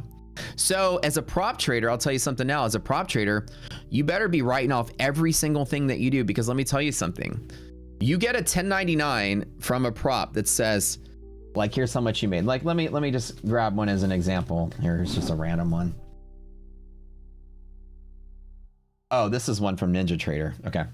I get 1099s from Ninja Trader too for things I've done with them. So I got a payment from Ninja Trader, 1099. And now I get this thing. I got to mark it on my taxes. And anything this is a 1099 NEC, non-employee compensation. Right? You get this for affiliate checks and all that other stuff. And so am I gonna long QQQ at the open? Like, longing is the way to go. I'm just not doing it anymore because in this environment, I'm just waiting for another, like, Trump and Iran say something, and then I get a candle like this to long back up. So I could get in just to catch a little bit more of the ride here, but it's really smart. And I teach this in my, in my boot camp, is that in this environment, it's almost 2 or 3 times a day that you get some kind of news, and we just learn to wait for it. So rather than get in and try to over trade and gamble, I made 30K today, so I'm all right. Instead of just trying to make a little bit more, I'm gonna wait. And if I get a big dip like that, I'll put in 20 contracts and make 150 on the way back up, right? So when it comes to 1099, because you get a 1099, you can prove to the IRS that you are a worker. This is a job. You get paid. You work for this company. How about that? You have something called 1099 NEC, non-employee compensation. You're not an employee, but you work as an outside contractor, right? So you get NEC as a contract worker. So the IRS looks at this and says, oh, you work for this company. They pay you money. Cool. And you can say that's correct. I received $40,000 in payouts. You were trading, but it comes on an NEC, right? So you get this money as compensation for your labor. You're doing market research for a prop firm, which is how the loophole works. They have a loophole to allow them to even pay you to paper trade. It's because you're actually doing market research for them, and they're using your trading data as research. So they pay you equivalently to what you've made in your day trades, but that's how prop firms get away with it. It's a legal loophole, which is fantastic because it's good for you on your taxes. The fact that it is a legal loophole to allow paid for paper trading to even exist in futures. You can't do this in the stock world, by the way. They pay you on a 1099. So therefore, everything that you pay is business expense. For your sole proprietorship, you as an independent contractor in your business of one, working for this prop firm. Anything, including your evals, your resets, your data, hell, even Rocket Scooter, even your lifetime membership, even the boot camp, everything that you ever pay anybody to learn to trade is now a business expense. It falls under the same umbrella of this 1099. You work for prop firms, so you can write everything off that is an expense to that prop firm as a business expense. Everything, including this. Including Rocket Scooter membership. Now, again, I'm not your accountant. This is not tax advice. I'm just a stranger on the internet, but ask your accountant about this. My accountant's like, that's all business expense. It's 1099. The IRS is going to see that and say, you work for that prop firm. They pay you. And you're like, yes. And I had to pay in all this money. I had to pay on all this education. I had to learn all this. This is on the job education. This thing called Rocket Scooter is a tool I have to use to do my job. Easy as that. You can write off almost every single thing that even hints at trading, every Discord membership, everything. Because now you're a professional trader. Trading's now your job. You have a 1099 to prove it. So, it's legal. This is completely legal. And a lot of people just don't know it. When Matt gives you $10, you can write that off. Listen, yeah. So that stuff is important, right? And the thing is that it's just kind of a thing that people don't know, because the prop industry is this unique sort of animal. But my accountant was like, you got a 1099? Yeah. Okay. Well, you're now you are now a paid market research analyst for a prop firm. You got 1099 to back it up. Well, you need Rocket Scooter to do your job. You need to learn trading to do your job. You need to, you had to pay all this money to give them that market research. You had to buy all these things called evals. I mean, pretty much every smart prop firm trader will tell you the same thing. Their accountants all tell them the same thing. If you were just day trading, you have a little bit harder time writing off a lot of the costs as an expense to your business, but you can write off data and other things as a day trader, because it's the nature of your business. But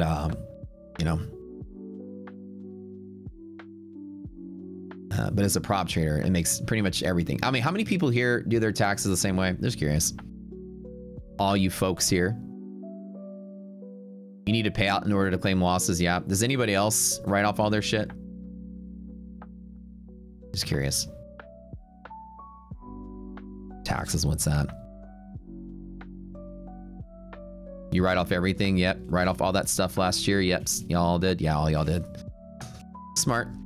Smart way to do it. See, you learn something on this channel. Somebody says every day you learn something. That makes me happy. I love it. You know, I hear iDoc downstairs cooking up some stuff. I'm kind of hungry.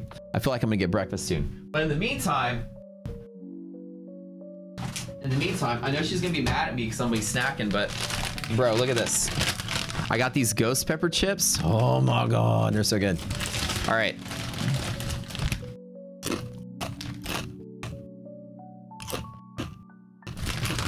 Can you write it off without payoffs? Yeah, you can because it's a business expense. You don't need a payout to write off a deduction, to deduct something. Deductions are things that aren't taxable. Even if you're not making money, you should still get a 1099 even if it's for zero.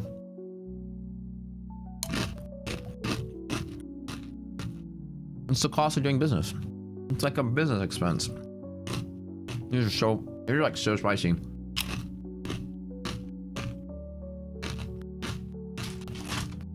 Just get a citizenship of a country without tax. Oh, I know, everybody's moving like Puerto Rico and stuff. To like avoid paying taxes. Like Brian and Lanto were doing that. The calendar from the CME group? Yeah, I got you.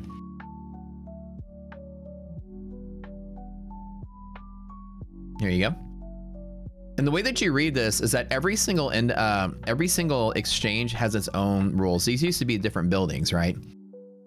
It's like energy is the NYMEX, and you know, you have the CBOT, the COMEX for gold and metals. They're all different exchanges. They all used to be different buildings. So that's why they all have different closure times. The equities, which is if you're trading props, you're probably trading equities. Equities, so when the light is red, it means closed. Pre-open is that pre-open state for Globex kicks on, and open. So pre-open is a halt state. When you see pre-open, the market's either pausing or getting ready to open. And so reading the calendar for equities, it's like Wednesday, we close at 4. This is central, by the way. And then we open again at 5, which is that normal thing that we normally see. And then it trades through the night. Thursday morning, it closes at 4 the next day. So we trade all the way to the normal Globex session Wednesday night, which is tonight. And then we pre-open, halt, and then we do the pre-open state. Then we open at 5. We trade all the way through the night. And then right at 8:15 Central, which is 15 minutes before the market normally opens, future's done. So I guess I get the day off on Friday. What am I going to do with my time? What should I do on Friday? They're re-cementing the pool, so I can't go to the pool.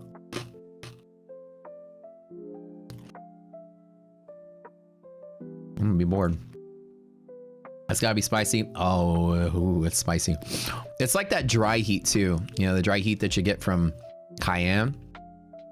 It doesn't taste spicy, but on the way down, it hits you. It's like sharp. And take iDoc to play mini golf. Go to Disneyland. Hey, that sounds actually fun though. Play some Crimson Desert finally. That's probably. Oh, I could play Crimson Desert a little bit. Wake up, drink some coffee, and then just play games all day. That sounds fun. Okay, so this is the market's open. We've sort of just bounced around the same sort of range. It's not really selling off. It's not too bullish. I mean, sorry, not too bearish just yet. And I think it still continues to push upward for the rest of the day. I'm still waiting just in case we get a nice news drop and I will buy a bigger dip back up. Do some push-ups. I'm doing this new fitness. Now that we're opening a fitness studio, I told iDoc, I'm like, all right, now I'm motivated to get in like super duper shape. So I'm working out every day now. Because I don't want to be the one, like, as we're, you know, opening the studio, like the only unfit person amongst like a myriad of, you know, Pilates style fit people. So I'm like, all right, I don't want to embarrass myself. Maybe like remember like the guy that owns Lululemon is like some old fat guy. I don't want to be like that, where I walk in and I'm just like that. So now I'm working out every single day. That's our new thing. Fitness, baby. Or the track with a supercar. Ah, that does sound fun. That sounds really fun. Gaming stream would be fire. That'd be kind of cool. If I was to stream some Crimson Desert. An Amazon cloud business in Bahrain got hit. So I guess no ceasefire anytime soon. Was Amazon responding to that? Amazon stock. Maybe that started that. Crude oil in 14 minutes. Oh yeah, the EIA report comes out in 14 minutes. Thanks for reminding me. Do I not like Fortnite? I've actually never played Fortnite. When Fortnite was all big and popular, I was playing Apex. They came out around the same time. Hey babe, thanks. And like 20, I think, thanks babe. I think like Apex came out, what, like 2017, 2018, somewhere in there? I'm so mad. What is on your face? Bro, you look like the lead singer of Empire of the Sun. Show these people. They're gel eye mask. Walking on a dream. How can I explain? Oh, because of the hair poop too. Yeah. I'm trying to let my hair set. There's like so many things girls have to do, okay? If y'all don't know who I'm talking about. They're coming to town again on September. We're gonna go see them. We saw this concert, they're really good. Y'all know this band right here? Actually, no, this is like the newer costume. He does his hair all poofed up like you had it. Where's the one? I let my hair set and now it looks amazing. Does, you look pretty good. Thank you. Is that what you're gonna put on my face tomorrow? Oh, can I touch it? Yeah, you can. It's just like rubber. What is this? Yeah, it basically is infused with serums and then you put it underneath your eye for it to set in and reduce all the puffiness, and you put it on for 30 minutes. That's why I wanted you to do that on stream. What kind of serums? Huh? What kind of serums is it? Whale sperm. Is this more sperm and placenta? I swear to God, like the shit that these beautiful girls put on their face, it's like the least for a man. I mean, I guess I'm not like squeamish about it, but for like a guy, like we don't understand how much you have to go through. Whale sperm, you guys. Yeah, fish sperm, salmon sperm, placenta. La Roche. I feel like I'm some kind of Hollywood elite, like bathing myself in like placenta. You know what I'm saying? Like they always have these weird. Do you want gold adrenochrome? Huh? You want gold patches instead? They do have gold eye patches. Wait, like eye and whole eye patch? No, like this. These are called eye masks. So like gold eye mask. It's gold looking? It's gold looking, yeah. It's like super yellow, shimmery, and when you put it on, you look so luxe. I don't know if it works any differently than what I have on, but at least I can convince you to use it if I tell you that it might be gold. Okay. All right.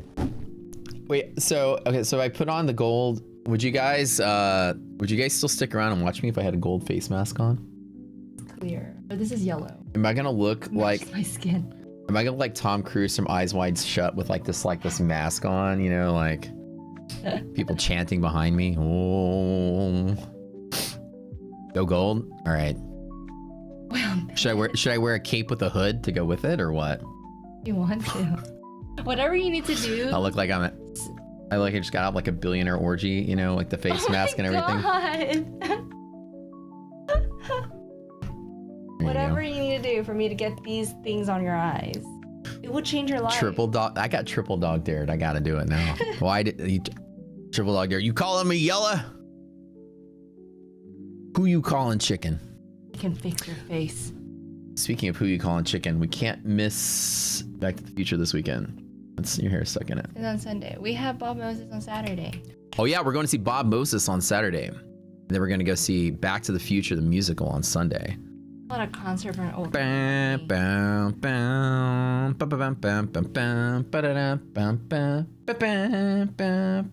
Should we dress like the 70s? Or Back to the Future. 50s. 50s? Yeah. Actually, if we were to dress like Back to the Future, I could just dress like Marty and get like the whole jacket and the hat and everything. No, we need to get the shoes. What are the shoes? The red Nikes? That's heavy, Doc. Marty, is there something wrong with gravity in the past? Wait, what? The red Nikes? Wait, was it Reeboks or Nikes that he wore? The Guys, Reeboks. What was he wearing? Reeboks or Nikes? They were Nikes that you push the thing and they automatically tightened around the red ones. Was he wearing red ones? The Nike Air Mags. Yeah. Nike Air Mags, yeah. They were real shoes that Nike made. Yeah. Hey Matt, thanks again for handling the TPT issue. Let's get some boot camps rolling. Love the streams and the platform. Thank you, Average Jack. I've taken the inspiration for your models, trading philosophy, and on a pace to end the year. He's one of those 1 million plus payout kids. Jack, my man, let's go, brother. I'm so happy to hear it. And I also saw F2 had a prototype for red lines. I'm excited, man. So get with me like in Discord or something. Let's chat further. I've completely missed what you said. It's up here somewhere in chat. All right, 60 bucks donation for boot camps. More boot camps, you guys. Fantastic. All right, my friend, I will match your donation with $180 myself. That makes $240. That's 12 boot camps. Thank you for your donut. I appreciate that. That's what I love about this community, man. You guys are so cool about, you know, giving to each other. It's really, it makes it like means a whole lot to see you guys standing by each other. Brings a tear to my eye. Can Zoom meeting handle 10,000 people? If you buy the bigger packages of Zoom, you can get more people into those Zoom calls. It just costs you more money per month. They have enterprise solutions. I don't know what the biggest Zoom package is for a webinar, but I'm sure you can get 10,000. What's my training view name?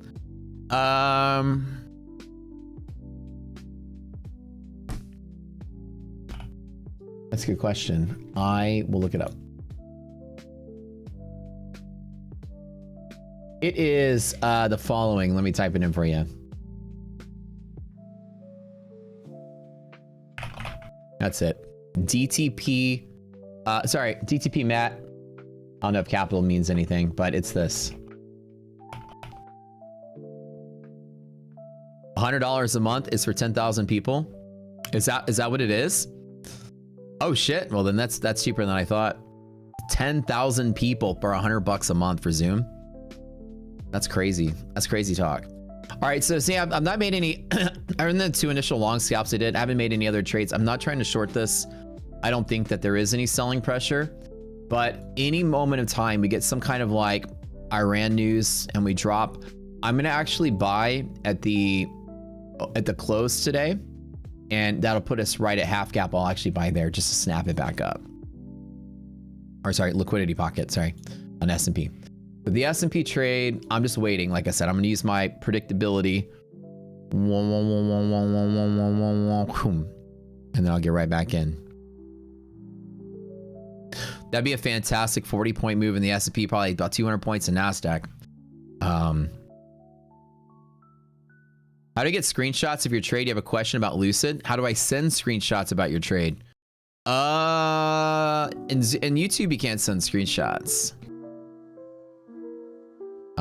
If you want to send it to me in Discord, I can look at it, but I won't get around to it until maybe today or tomorrow.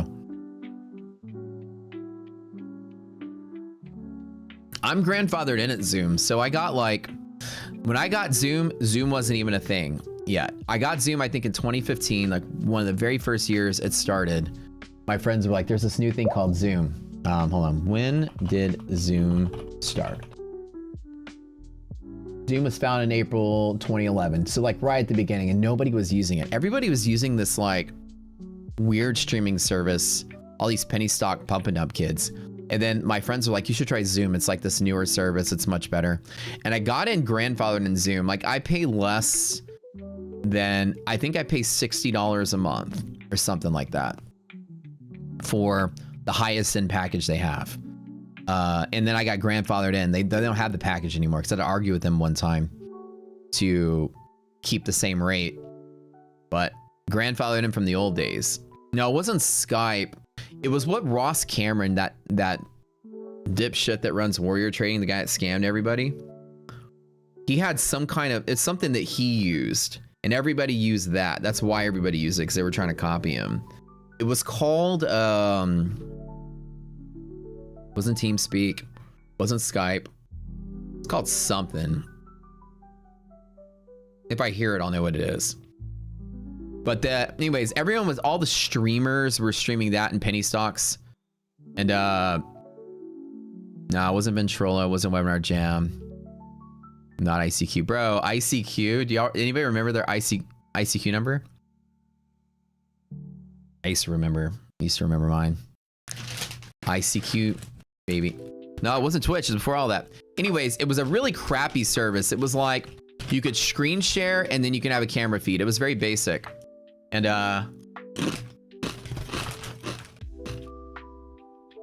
anyways, that was the thing that everyone used, and I jumped on Zoom early on the bandwagon. Same with Discord. When Discord first came a thing, we were all on Slack, and then we decided to take a bet. Discord is much cooler than Slack. I know it's for gamers, but let's move our community to Discord. And actually, believe it or not, it's a fun fact. I searched through all the futures traders who are big right now. The 3 most OG people that were the first 3 day trading streamers were me, Trades by Matt, and Pat Whelan. That's it. We were the 3 people that were the only futures day trading streamers when it started. And I actually compared everybody's start date. Actually, we started first. But when I also try to use, ChatGPT and look things up, and I even have a picture of it, we were the very first futures day trading Discord also. So when Discord started taking off that year, we were the first one in futures. Kind of cool. That's how far back we go. So I took a bet on Zoom and I took a bet on Discord. And those are pretty good bets because these days it's a standard. But when I saw both of them, they both were really, really cool. I was immediately impressed. But that is a fun fact. People don't realize that we're that old school. Let me see if I can show y'all the.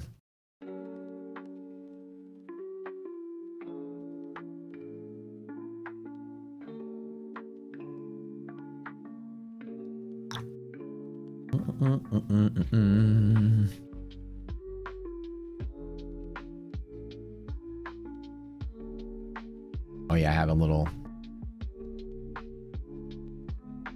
So this is back in the day. When did Rocket Scooter become a Discord channel? June 7, 2016. The oldest known futures day trading Discord older than Rocket Scooter.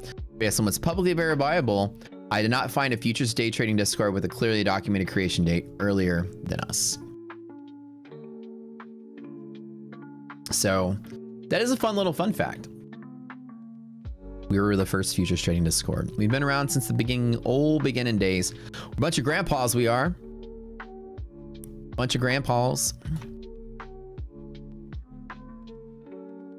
The orange line below is called dynamic monthly hedge pressure. It's the overnight calculation that we give, and it's a pivot throughout the daytime as well. It behaves just the same way as this hedge pressure. It's just a resistance pivot.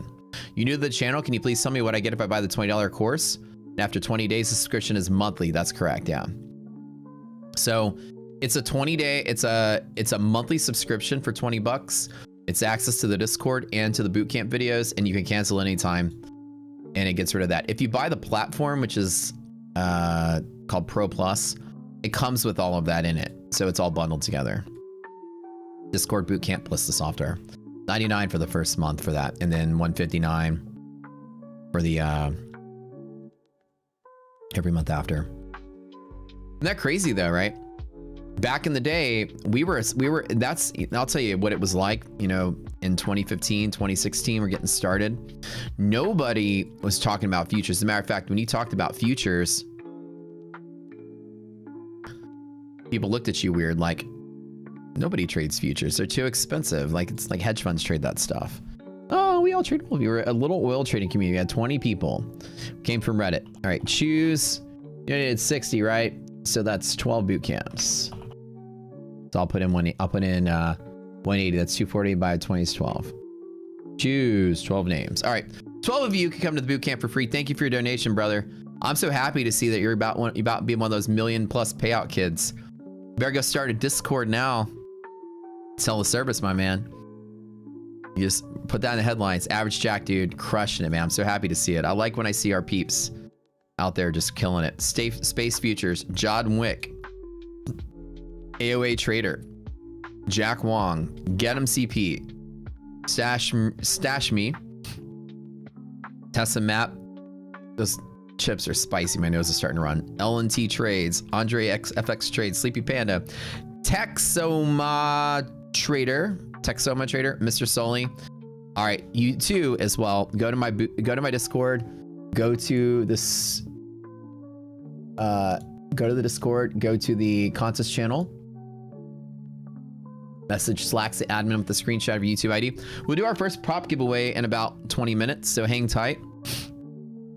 Where would I buy the course? Oh yeah, here's our link. Sorry, there's a link in the description below the video.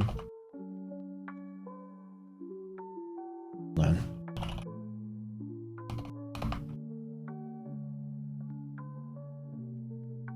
Here, so this is where all of our stuff is here on our website. Let me give you the link. Hold on.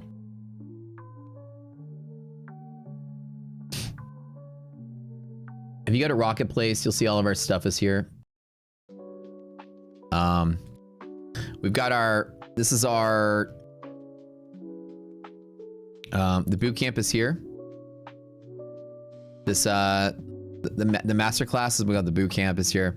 And this is the platform which comes with the boot camp. Then you can either get the whole thing yearly or monthly. This is the software that goes with it. And if you guys want to read the reviews, like everybody, if you have taken the boot camp, by the way, do me a favor and leave a review. Don't be lazy. Get your lazy butts over here and leave a review. But seriously though, I love reading what you guys have to say, whether it helped you, whether it hurt you, whether you hate me, like me, love me, want me to die, doesn't matter. Write it in here. Let us know.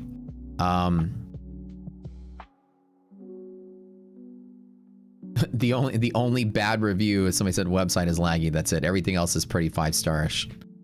The website is laggy. Well, maybe you should get check out your internet. I think the website's perfectly fine.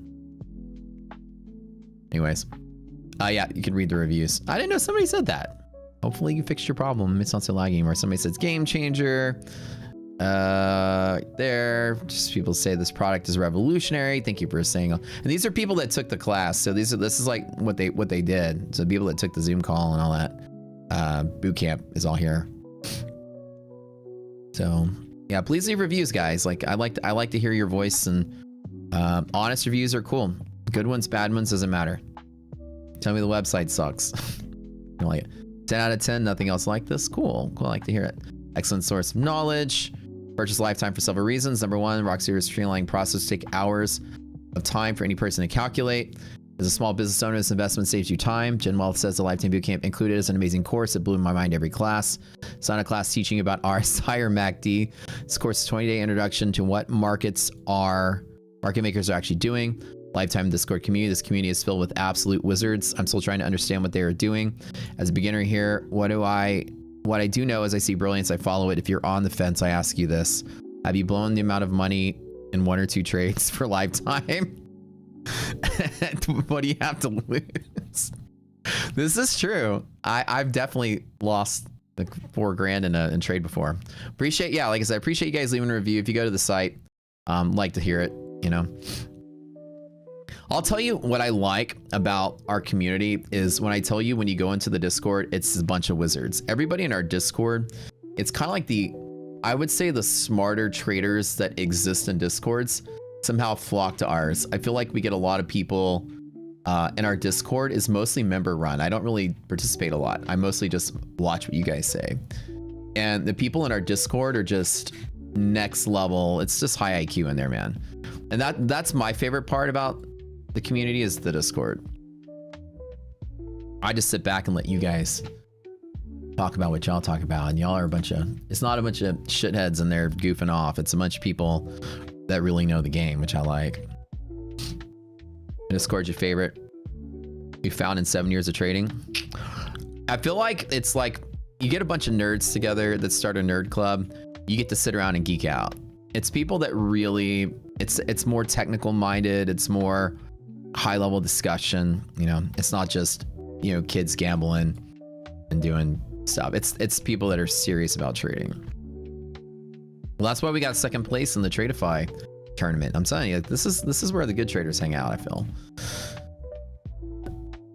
you know, my saggy, droopy eyes and, you know, Brad's handsome face, Neon's awesome music, you know, we'll bring you guys.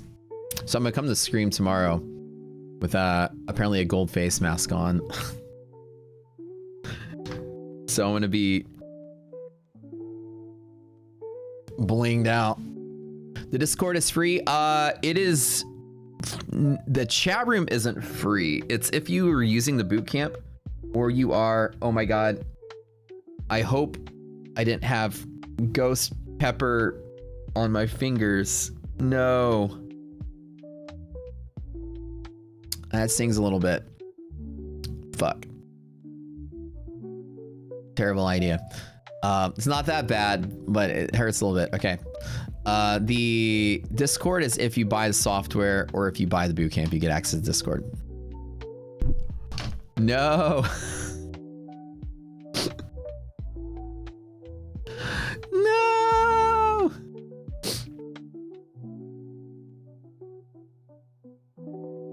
It's actually not that bad. Just a little bit. It's just a little burn.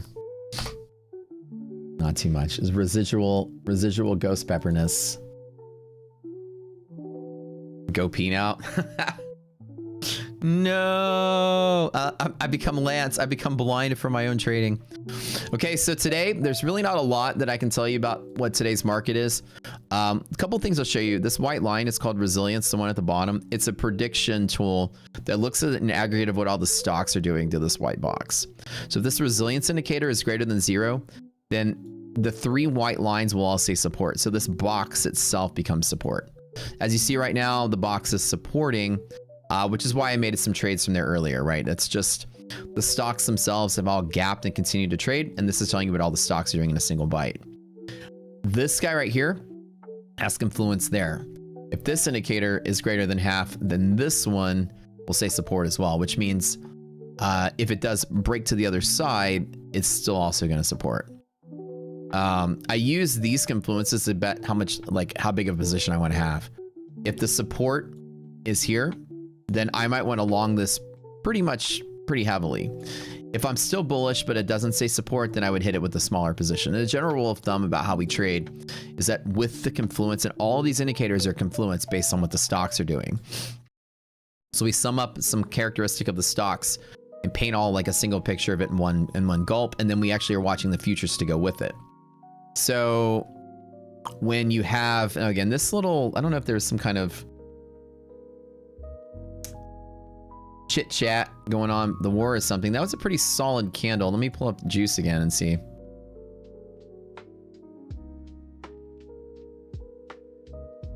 Crude inventories went way up on a 2 million forecast. So we have some stockpile inventories. That's kind of big, I think. Well, maybe. Big for what we've seen before.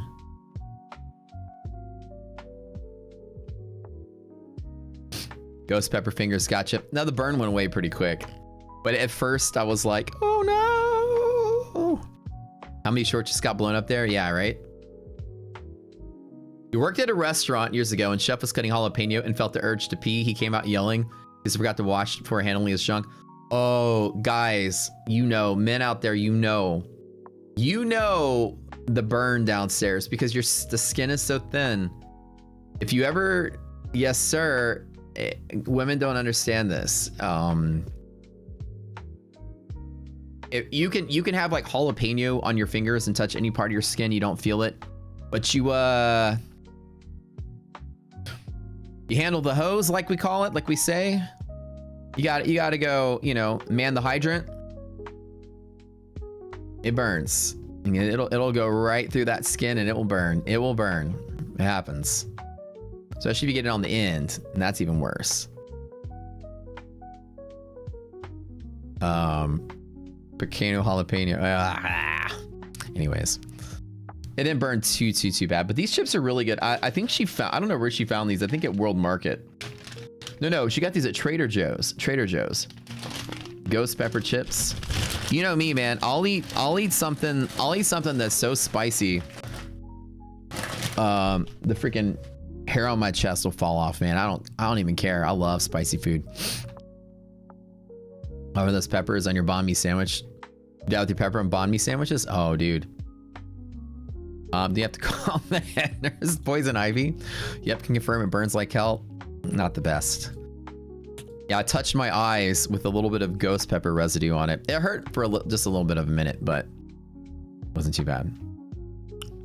Do I like Indian cuisine? Dude, Indian's my favorite food. That is a well-known fact around here.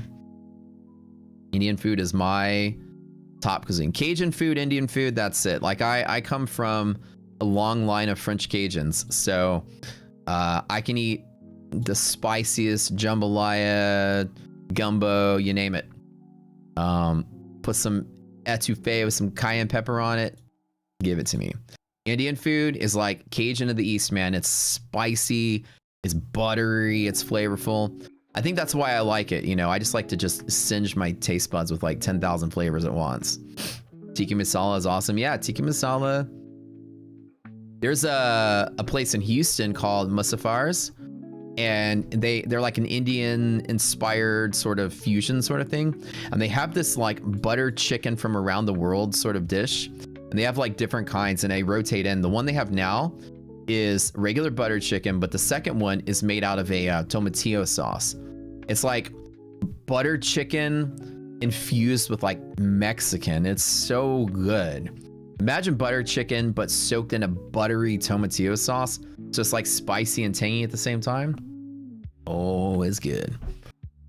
Good stuff. So vegan, so Indian food's top for you as well? Yeah, that's good. Like if I was literally a vegan or vegetarian, that's all I would eat. I can't eat the stuff that I see vegans normally eat, which just looks like salads and stuff. I gotta have something that feels hearty. So for me, I can't eat salad. I can't even eat sushi without being hungry. Every time we go get sushi on the way home, I'm like, can we stop by McDonald's or something? I'm still hungry. I could eat a whole plate of fish and rice, 15 course omakase, and I still want a cheeseburger at the end of it. I gotta have like hearty food. Greek food is the best. Greek food? Hell yeah. I like Greek food too. I'm big on all kind of food. Mediterranean is like our little go-to every time we DoorDash something. We always get something like Greek or Lebanese or something. Curry New Zealand is being the best curries you ever had. Pretty good. You know, the best tiki masala in Houston is at a British pub called the Red Lion Pub. And it was featured on Guy Fieri's Diners, Drive-Ins, and Dives show. And for whatever it's worth, it's my favorite tiki masala. They just hit the mark with it. It's perfect. You get it. And they have this $20 curry and pint night on Wednesdays, which is today. Ooh, maybe I should take iDoc to it. You get a plate of tiki masala with your pita bread, with the salad, and you get a pint of beer. So whatever you want for 20 bucks. It's good stuff.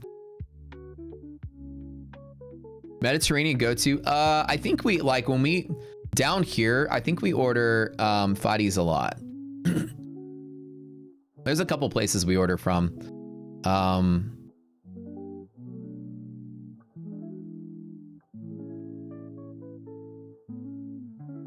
There's it's called the Al Superstop or something like. What's it called? There's another place we order shawarma from. Something. Fadi's is good. Damasi, yeah, Damasi's really good. Yeah, those are all pretty good for Houston.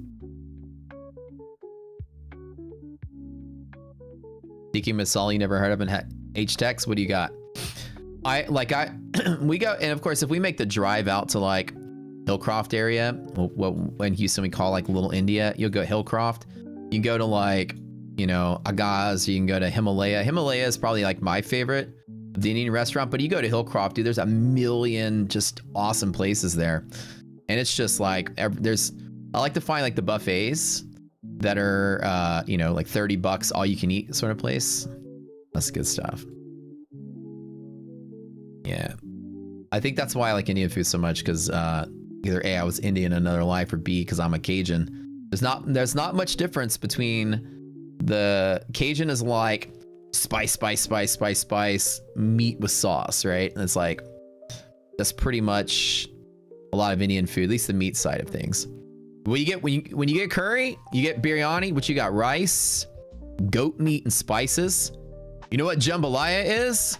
Rice, meat, and spices. It's like, and salt. Yeah, a ton of salt too, right? I tell you, biryani and jambalaya is the same thing, right? Curry and gumbo, kind of the same kind of thing.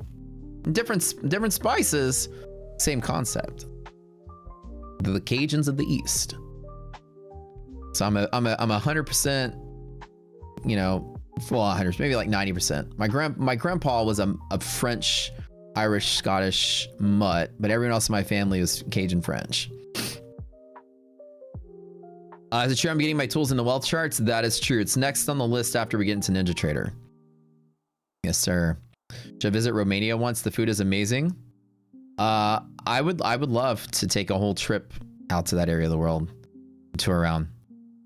Why do you think there's a lot? Somebody said, why do you think there's a lot of hate for Indians in the US? I don't think there's a lot of hate for Indians. I feel like there's a lot of hate in general in the US. The US is a very spoiled, rotten group of people that are entitled and just hate people that are doing better than them in general.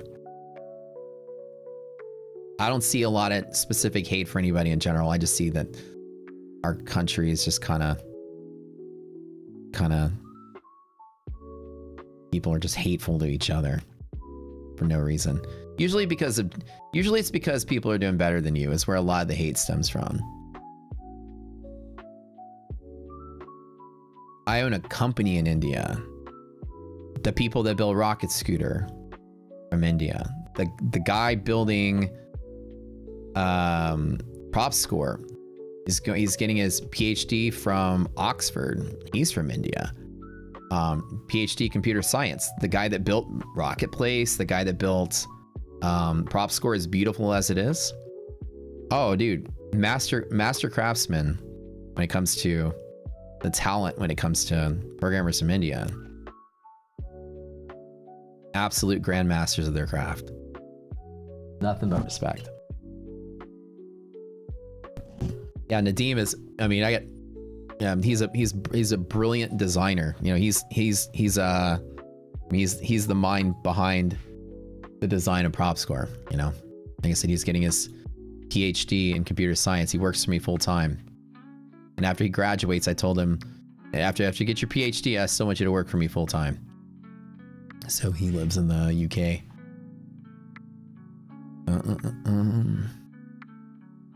Yeah, I think just in general, the US,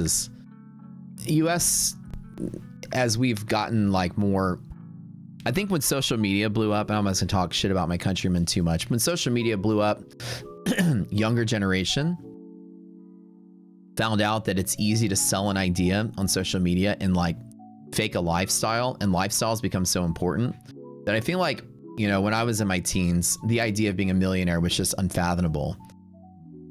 Even when I got a job, I was like, yeah, I'll make 6 figures a year. I'm okay with that. You know, I'm in my 40s, you know, and I'm in the, you know, 5 to 10 million a year net, you know, income range. I'm like, okay, I worked my ass off to get here. But there are people that are like 13 and 14 that are like, I'm going to get a Lambo by the time I'm 16. I think that kind of culture has made people so hyper competitive and hateful of anybody else that has something that they think they deserve when they don't know what it's like to work for it.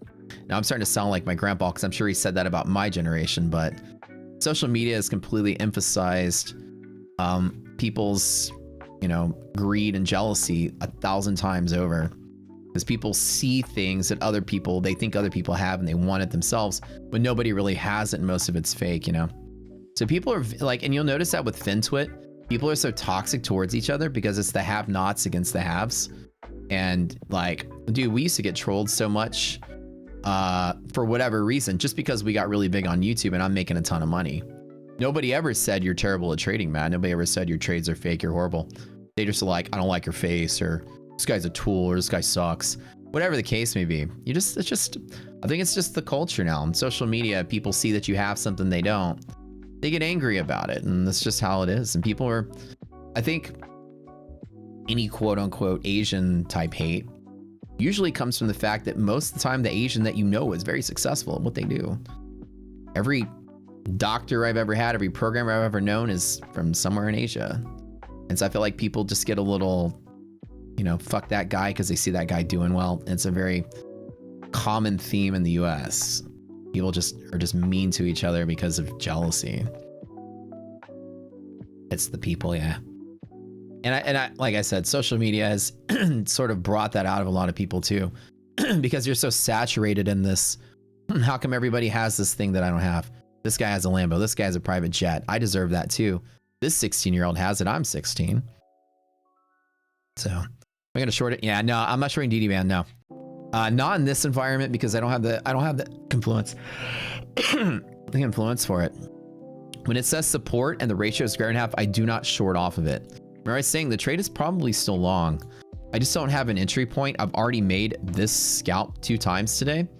So I'm absolutely fine with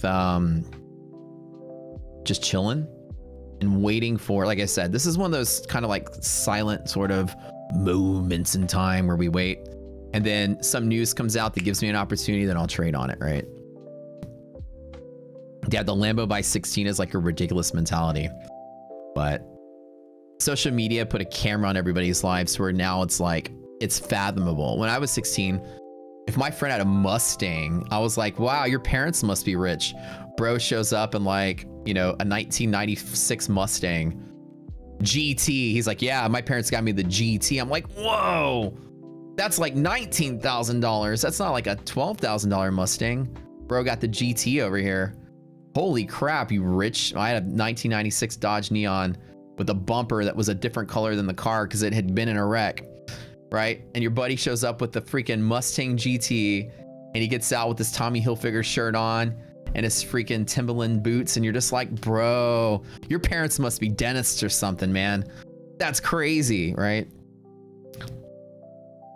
That was rich. And I went to like a frou-frou upscale suburban high school, right? That was the Neon was the car that always says hi. Yeah, the Dodge Neon. Let me see if I can find a picture of my car from high school. My dad bought half of it and made me pay the other half to teach me a lesson. Dad was like that. He was like, I'll buy you half, but you're gonna pay the other half. Why? Because you're gonna work for things. Said you're gonna work for things that you own. Even though you don't need to, I'm gonna make you do it. This is my car. And this is exactly was my first car. It was white. And the bumper had been replaced. So it was like that, it was a gray, but it didn't match that gray exactly. So this is a 94, but mine was a 95. It was this car exactly. And I was so excited when I got it. The first thing I ever did was I drove it to a UIL math tournament. So me and my friends that were competing in UIL. You know, I tell you the chess club story. My buddies and I started a fake chess club so that we can play computer games. That same group of dudes, before when we could still leave school, that 1 year before they banned leaving school, I got my car and they were like, whoa, Matt's got a car. And I'm like, that's right, I got a car. Let's go to Taco Bell, baby. So me and all my math club friends loaded up in the car, drove to Taco Bell, had a Taco Bell party. Just like, and the car was stuffed full of like the smartest math kids in Pearland, Texas. And then we went to, that's it. Yeah, my dad was like, you're gonna pay for half. That's what he said. He says, you're gonna learn a valuable lesson in life. He says, I know you're doing well in school, you're working your butt off in school, and if you want this car, you're gonna add this to your plate. And you know, those lessons stick with you, because now I'm, you know, as old as I am now, imagine what it's like building Rocket Scooter, building Rocket Place. I'm an entrepreneur, I'm an angel investor, I'm building 5 or 10 things all at one time. I learned this lesson in high school. I learned how to multitask, how to focus on school and focus on a job. I went and worked at Kroger as a checker. My first job. Well, not my first job, my first like legit job when I was 16. So when I get older, I'll learn how to balance a lot of things at once and still excel at the things I'm doing. That car is one. When I saw it, I was like, yeah, let's go. I got a car. Let's go. That's right. In high school, I went and picked up my girlfriend, went to the movies one time in the new car. She's like, you got a car. Whoa. I'm like, I got a car. Let's go. That's it. Anyways, side topic there. I think people become more polarized because the impression of wealth is saturating people. It's not actually real wealth though. Just like on social media and in FinTwit, everybody's faking it. There's only like, I can name 4 or 5 people from the entirety of FinTwit that are actually profitable traders. 99.99% of them are faking it to sell you an idea, to sell you something. That's life. Somebody said Asians are smart. I feel like more along the lines of culturally, it's more along the lines, I think that what the perception of Asians being smarter, I don't think it's a genetic thing. I think it's a culture thing. Culturally, because, you know, IDOC's Vietnamese. Culturally, the family structure is more solid, more together, has more examples of successful family members that you can model after. American homes are mostly broken up. Dads don't live with the kids. Moms don't live with the kids. You don't have good role models. You don't have good parenting. And I think that that's why culturally Asians do better. Is they have better family structure. They're more disciplined, more good examples of successful people in your family, families that are still together, good work ethic. You know, all of those things are cultural, I think. You know, people that are, you know, taught to work for what they have, especially Asians in America, usually are immigrants, right? Second generation, you came here with nothing. If you didn't work your ass off, you'd end up with nothing. So like IDOC is first gen here, and same thing, right? You know, parents came with nothing, came over here with, you know, refugees with $20 in their pocket, and you had no other choice but to succeed, or else you'd starve, right? You had no room to be entitled. So I think a lot of like the perception of that just comes with circumstance and culture. Education is highly valued, I think, in most Asian countries as well. I think education here is taken for granted because it's so easily and readily available. People just kind of take it for granted.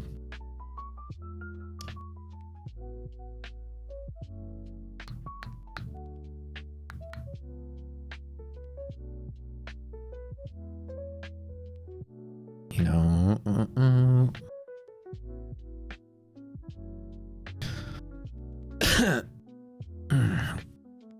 You learned so much about being disciplined. Let's go. I know it sucks that I'm not making any trades right now, right?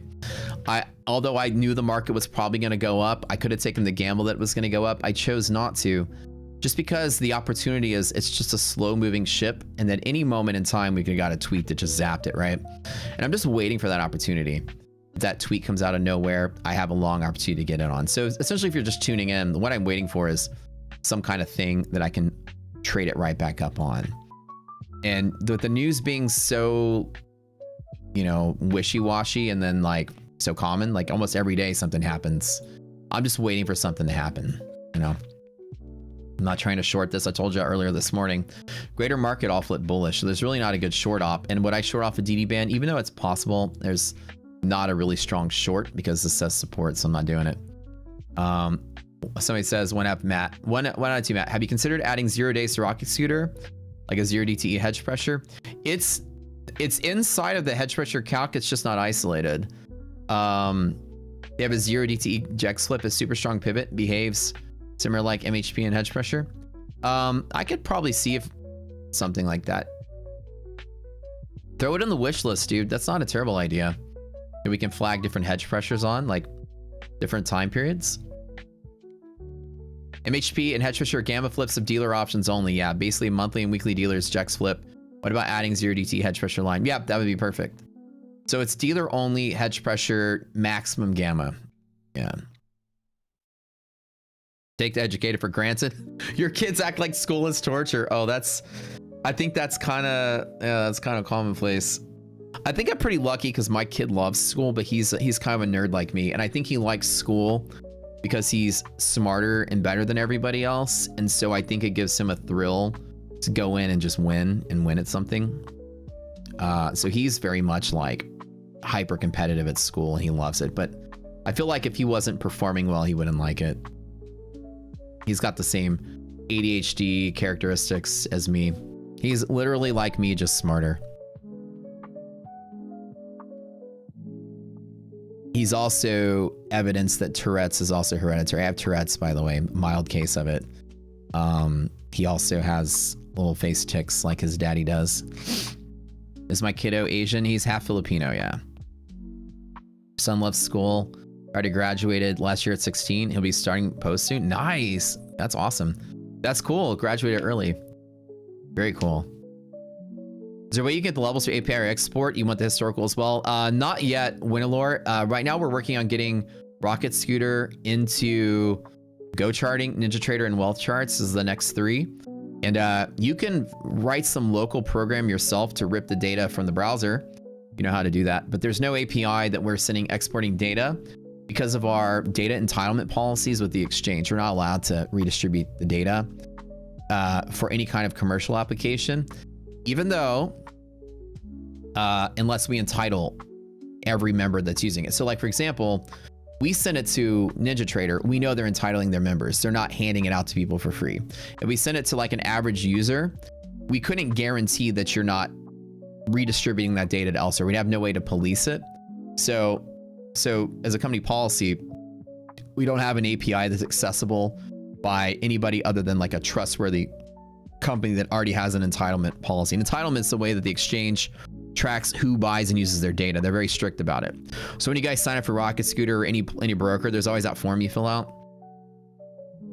Like, how long you been trading? What do you do for a living? How many years of experience do you have? Do you understand trading is risky? It's a questionnaire they make you give out, and that serves an entitlement policy, and we have to classify you as a professional or non-professional, and then you're charged a different rate based on your classification. And then, so they're very strict on that. So if we were just let people take an API to their own, you could create a tool and then resell that to your Discord, and then we would get fined, I think it's $5,000 per violation per year. So if you sold it to, 20 people, I'd have a $100,000 fine. And that's why we couldn't do that, because we couldn't guarantee that you wouldn't redistribute, even though you probably wouldn't.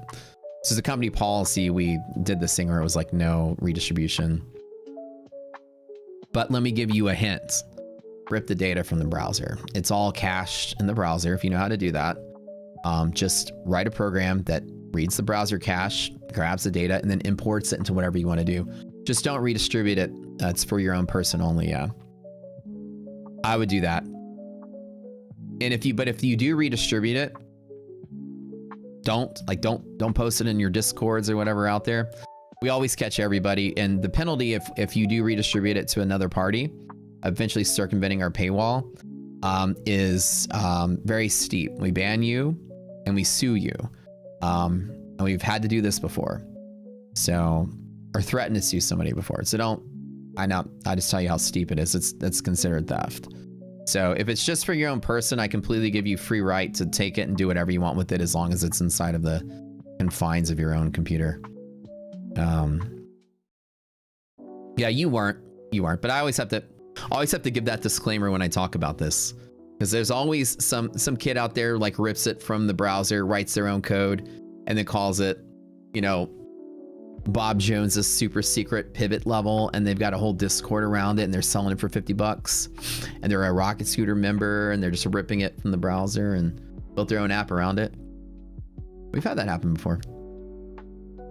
Interactive Broker's data is not compatible with our platform, unfortunately. Only CQG data, and at this point, but down the road, we're trying to get our tools in every major platform. That's the aim this year. So we could expand further. Interactive Brokers has an API we can connect to.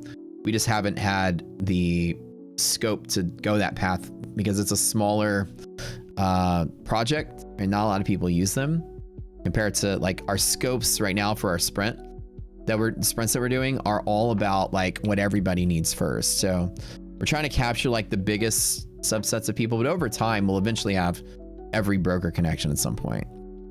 Yeah. Well, only CQG. It was the quickest path to having data connection that you didn't have to pay for data at the full market rate, which is $75 a month for exchange. It's a way for somebody like us who's not a broker to give you cheap data. If you're a broker, you can sell data for, $12 a month or whatever, or sorry, $1 a month. And CQG allows you to connect to a broker that sells it cheap for $1 a month. The CB group sets policies that if you have an active brokerage account, because they want you to trade, then they sell you the data for $1. If you don't have an active brokerage account and you just want to buy paper data, it's $75 a month. They punish you for not trading. So CQG was a hack for us to be able to get futures data in the platform without you having to pay full market price for it. Now, companies like TradingView, you can straight up buy the data from them without having a brokerage account. But that's because TradingView is a $1 billion company and they absorb the cost and don't pass it to you. And they're data redistributors and they pay this very expensive license to be able to do that, and they recoup their money elsewhere. We don't have the capacity to build something like that, but yeah. Yeah, you have to have a brokerage account to get CQG. That's basically how it works. Your broker data. But the thing is that that brokerage account, that data feed goes everywhere with you. You can take CQG connection to TradingView. You can take it to pretty much all the major platforms.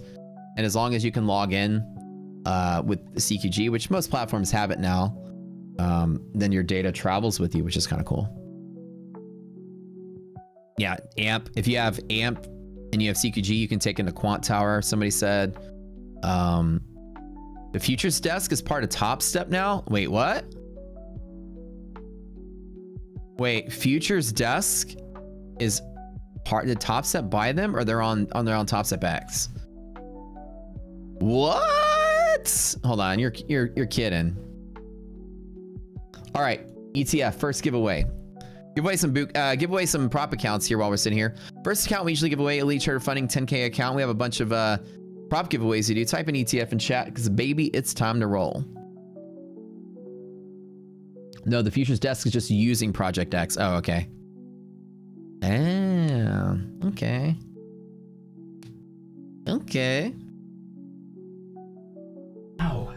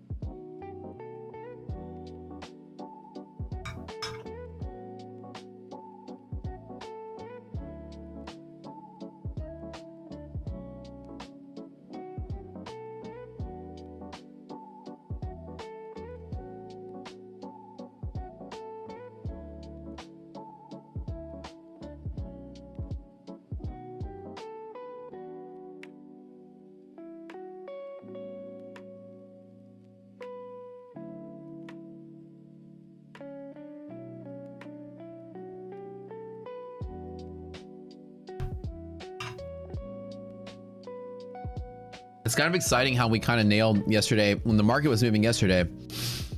I said that this is not going to be a day that reverses anytime soon. That this was the reversal. It looks like we got that right, which is good. Now, how long can it reverse for? It's really hard to say. I think, you know, maybe this week until non-farms, we're on that same trajectory. I don't think it can go up into bull mode. I mean, anything's possible. You know, Wall Street's appetite for the stock market is what it is. Oh, there's a yellow line here. Hold on, hold on. Now my brain is like, there's a technical short here. Why don't I have that mark? 310?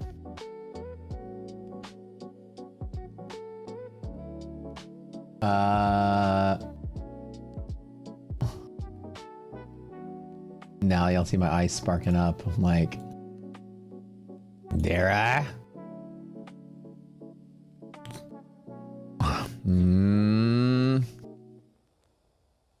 Hold on, 310?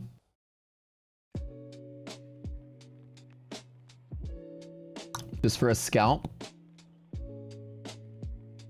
Double dog dare me? I forgot all about that one.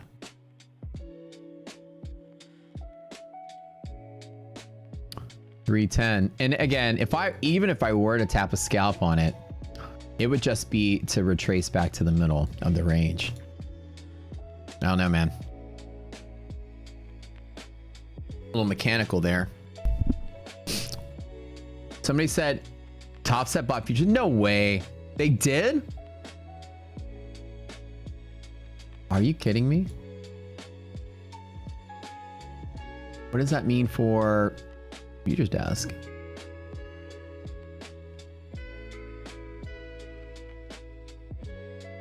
No way.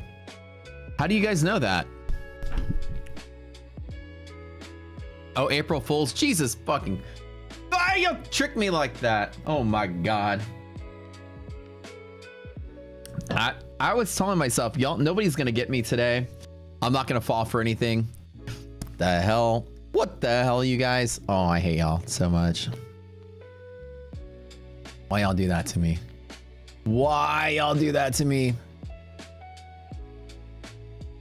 I was about to say, because Futures Desk is pretty goated. They're like one of the better firms out there. And Top Step, I was like, well, when you said that, I was like, well, rip Futures Desk. And that was nice knowing them while it lasted. Goodbye. Dang. It's Top Step now. Dang, you guys got me good. I was like, well, they were good while they lasted. It's real. No, I don't believe you guys now. No way. I don't believe anything you guys are saying. Hold on.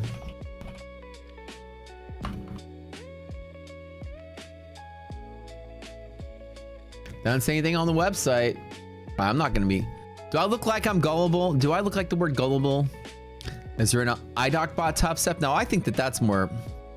Is it on their webpage? Okay, hold on. On the Futures Desk webpage. I don't see it. Hold on. Is it on Top Step's webpage? Maybe maybe they're playing a joke.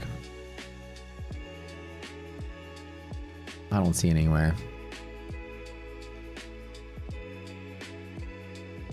Yahoo Finance and YouTube. Oh, it is real? You put it in prop chat? Oh, okay. Oh, so it is real. Oh, well. Rip. That kind of sucks. They're one of my favorites.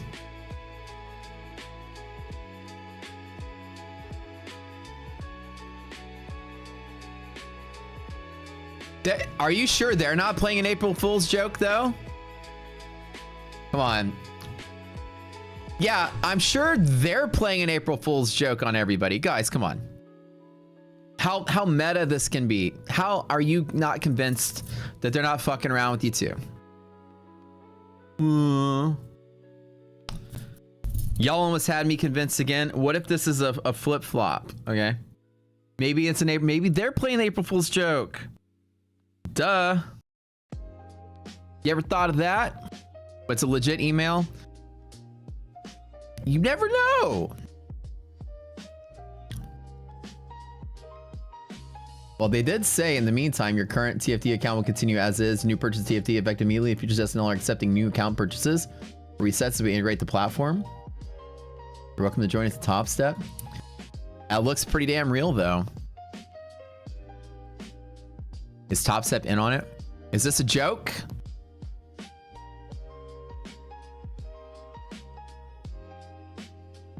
Let me go talk to my peeps over there. I'll straighten this out. Hold on, I got some connections. Hold on. I got people I talk to. I'll find out quick. Hey, did you guys really join Top Step? Or is that April Fool's? Oh. Yeah, he did send that to me. Oh, I didn't see it yesterday.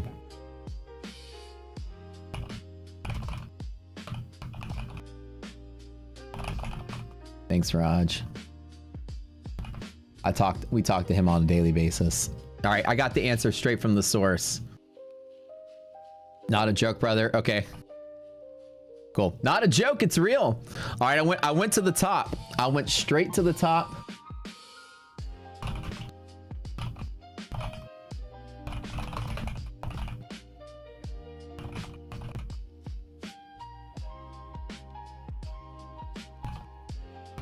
That's why I can do more giveaways. Can explain why yet. Sorry. Yeah, that's right. That's right. That's right. Yeah, yeah. Of course. All right.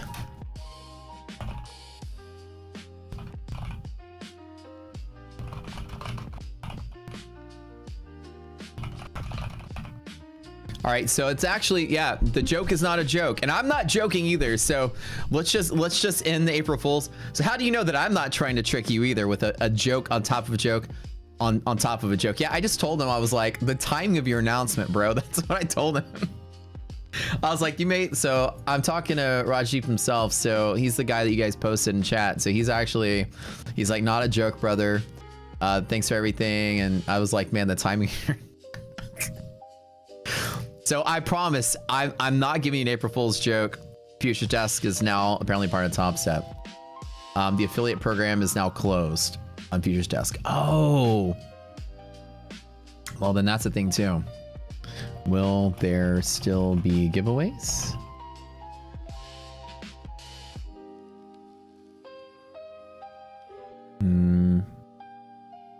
Oh, that really sucks, man. I enjoyed... Maybe he's doing the joke on you. Yeah, this could also be true. Well, I don't know. I don't think you'd like completely shoot your business in the foot for an April Fool's joke. But I've seen some companies do it. Apparently this is as much as it sounds, unless he's pulling my leg, this is real, because he actually typed it to me on he did type it at 10:04 this morning though. He could still be fucking with me. I don't know. I guess I don't know if I trust him either, because he did type this morning at 10. So I still don't know who to believe. I hate this day, man. I hate this day. But you know what's not an April Fool's joke? We're gonna spin the wheel for a couple of prop giveaways to give away. Not a joke. This is real. But I think I'm about 80% leaning on the fact that this is probably true. So. Why does Top Step have a bad rep?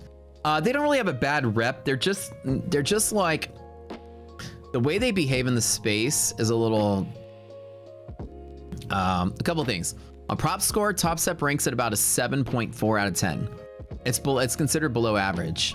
And so their accounts aren't even really that good compared to what else is out there now. But another thing is that Top Step it got too big, and then they tried to do too much to change the industry for their favor.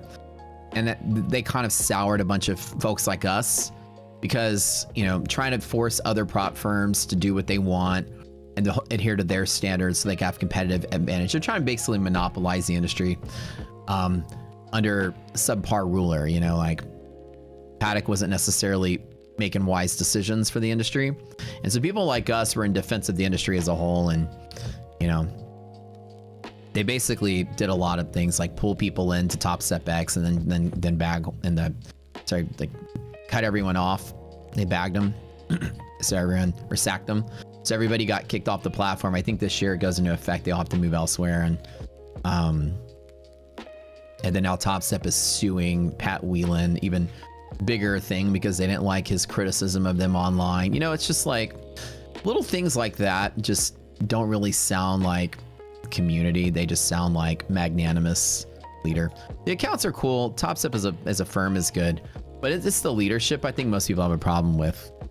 He's kind of a tool bag and, you know, rubs everyone the wrong way.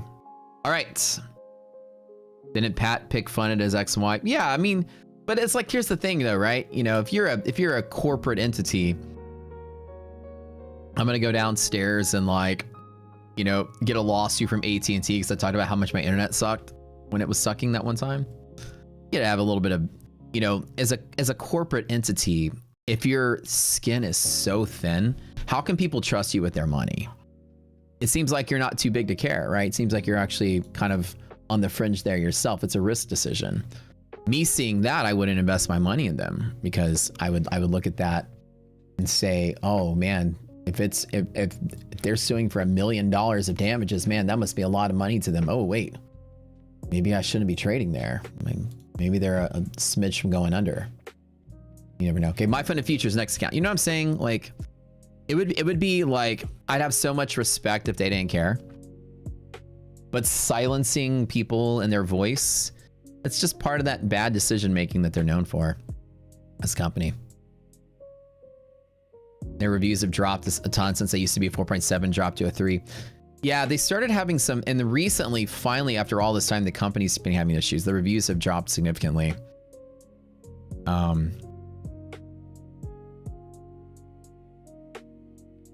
But keep jabbing. You know what I mean? Like, how does that make TFD that? No, it doesn't. The reason we're saying that is TFD is widely respected as a goated firm. TFD is one of the firms that has no problems, no issues. They're smaller, so a lot of people don't really know a lot about them. But the people that use them say absolutely go to. They have a unique program. Pass your eval, you go to live. There's nothing in the middle, and that's a rare program that a lot of people don't have. And while they do have, you know, specific rules for it, they don't have payout denials. They don't have shadiness. They have no bad review, you know, history. I mean, it's one of those ones that you really get few prop firms that just kind of like have a perfect score across the board, the community. And Top Step right now is in like a weird sort of like, you know, hate phase. There's people that are hating on Top Step right now. They're kind of declining. So in the futures desk being like a shining star amidst the prop firms, it's kind of weird that they would join Top Step in the middle of its decline. So I don't know. You know what I'm saying? Anybody here use futures desk? What do you guys think about them? Like, I've never heard anybody ever say anything bad about them. Only praises.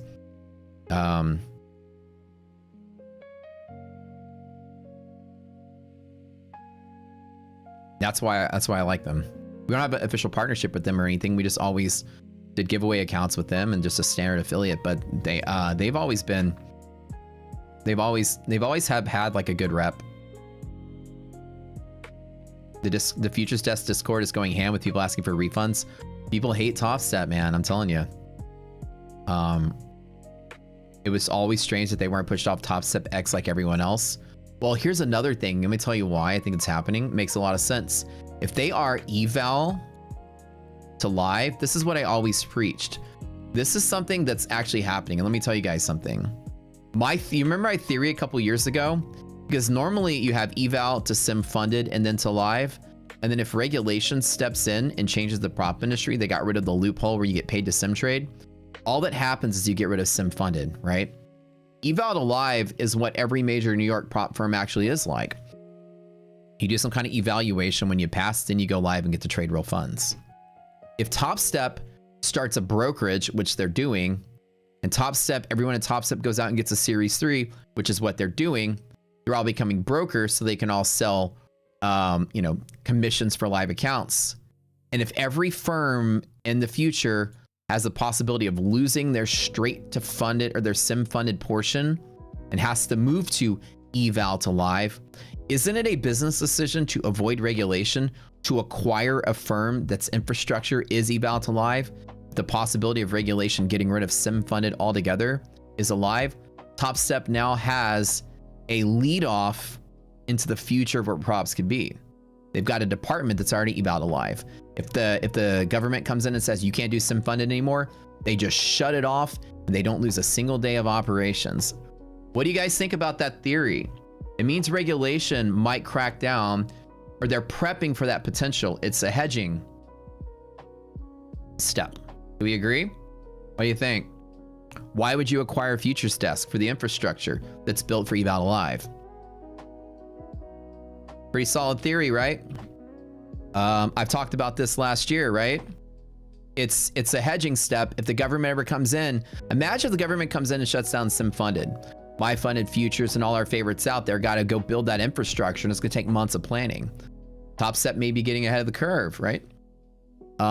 Sounds, you know, and it's almost a hint that this Top Step knows something we don't know. I mean, I know Mike Paddock and some of the folks in Chicago play golf together and shit. I mean, they know each other, so maybe he knows something we don't know.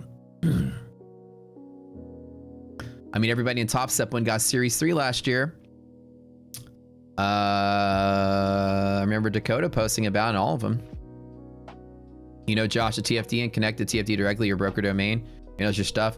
Dude, Josh is awesome, man. The guys at TFD remind me of the guys at Rocket Scooter.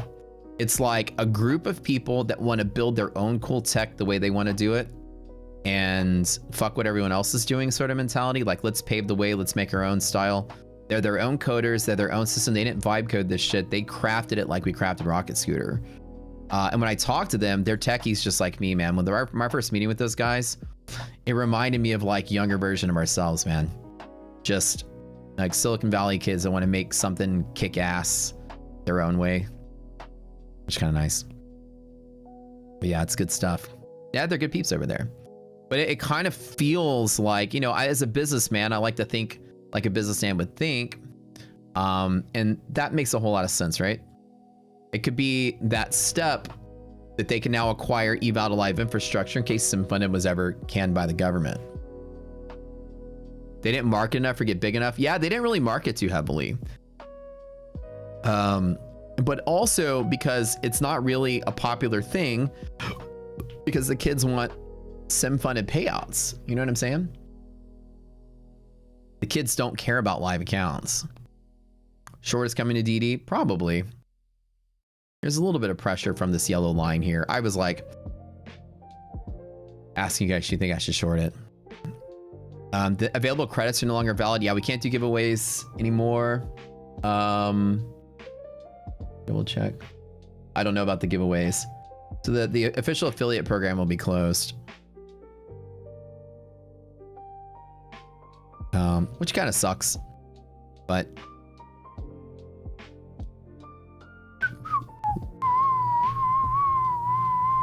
congratulations, Caveman 787. Good job, good job. We'll do one more prop giveaway in about 10 minutes. Let me give you guys take a break a little bit here. A little bit of rejection resistance from this upper green line, but again, there's not a lot of selling pressure from this. I wouldn't bet too heavily on a sell-off. Hold on, I'll be right back.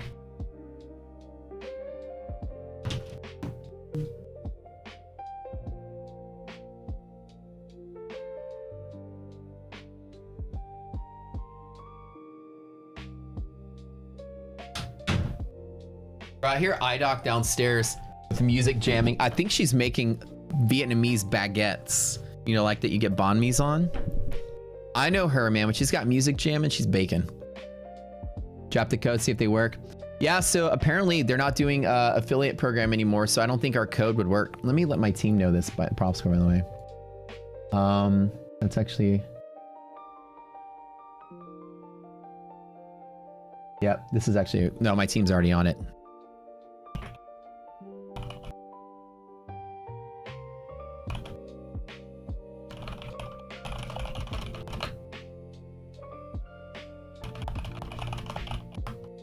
So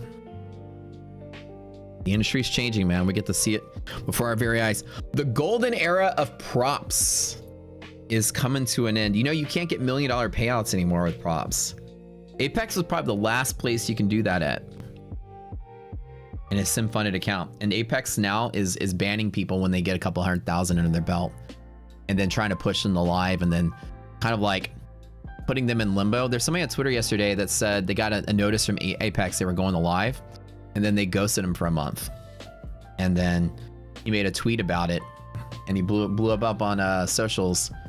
And then Skelton, he tagged him and all that stuff, and they finally did. Like, Apex's live program is such a sham, dude. It's like another way for them to just ban accounts or to slow down having to pay people out. I still don't know anybody that's not an influencer that's gone live.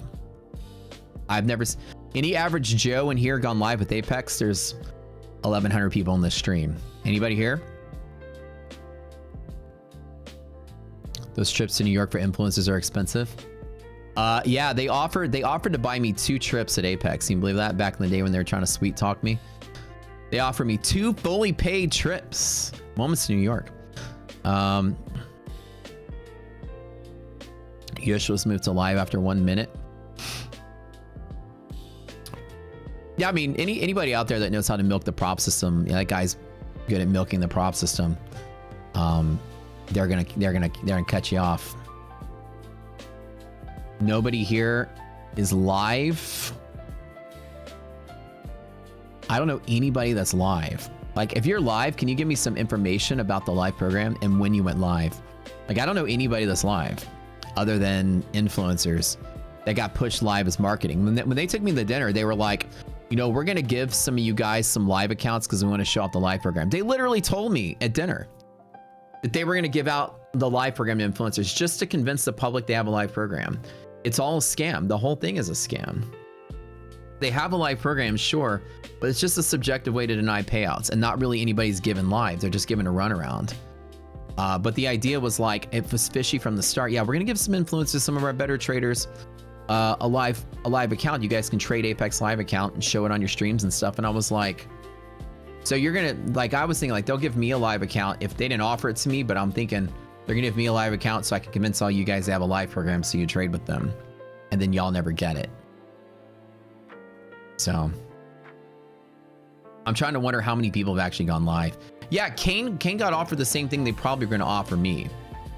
I'm literally telling you at dinner, they were like, we're going to give some of you guys live accounts to trade with. They told me that, meaning that some of you folks in the public eye, right? It's like, we're going to make it seem like, you know, you guys can market that live account for us, sort of thing. So they told me they were going to do it, and then they come back and then like people like Kane and other people are given live accounts, you know, and it's marketing the live program. But I have people that have been telling me they get a notice they're getting moved to live, and then the live account never comes. And then that's why I'm curious if it's actually happening. That's the whole point of Prop Score, investigating the truth of the props out there. Remember, my truth telling of what Apex's practices were all about cost me my affiliate code. They didn't like me telling you guys this stuff. They didn't take me out to dinner to share all their secrets with me, and they're like, you know, don't rock the boat, bro. And I come back and start rocking the boat. No, you're not. I'm not a broke influencer loser that needs your fucking affiliate check. I'm the one rich motherfucker here at the dinner table. You guys need me. I don't need you. And I spilled all their beans all over socials. They didn't like that too much. I'm the prop cop. I was like, so they're gonna give out some live. I was like, do you guys have anything about your live program on your website? They're like, no, not yet, but we'll have it at the launch. 2.0 came out, nothing on the live site. I made a post about it. Live program was like, to be announced, coming soon. Maybe there's something there now. I haven't looked in a while, but I think it's just another way to deny payouts until I see otherwise. I asked you guys, it looks like nobody in chat, maybe 1 or 2 people said they went live. That's it, huh? Yeah, take me, we'll fly you to New York. We'll fly you to Max's event, come sit at our booth. You can sit with us and represent us. And I'm just like, I put those motherfuckers on read. I ghosted them both times. I didn't take a single offer of trip. Now I did go to a couple dinners. I'm not gonna lie. I'll let them wine and dine me so I can hear them out. But I didn't come back singing their praises. Never heard of anyone going live. That's why I ask. I want to ask people if you know anybody that went live. Like, I can name 100 people that have gone live with every other prop firm from our community. Anyways, all right, we're at yellow line. Is there some short resistance from here? The fact that it tried to sell a little bit, made its way up here, I don't really know. I don't think there's anything to short from. I think this environment's changed just a little bit. I'm waiting for some kind of Iran news or something to drop us and move us. I'm at $29,900 today. The entire challenge account, I think, is now broken the 700K mark. Let's double check and see. This is from 100K to $1 million challenge. That's really cool. And in this environment, I'm actually impressed with myself because I should have done a whole lot worse. All things being considered, this was a really hard trading environment, you guys. We got one more giveaway. We'll do it in a couple minutes. So give it a little moment here. Let me run my P&L. Did I make it to 700? Man, that is a shame about Futures Desk.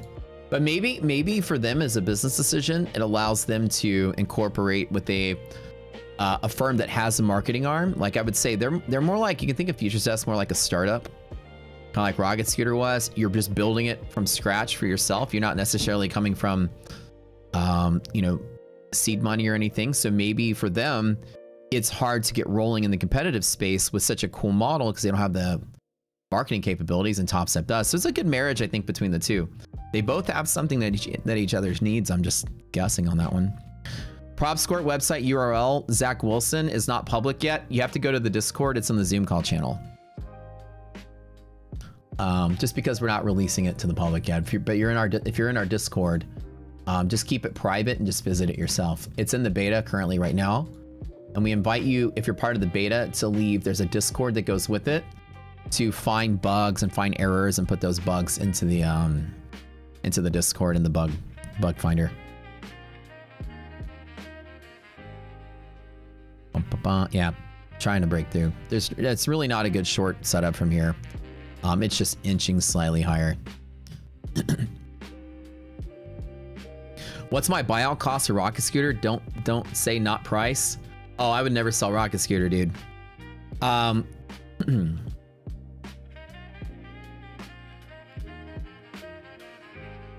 Current company valuation is 25 million. So that's like our last audit.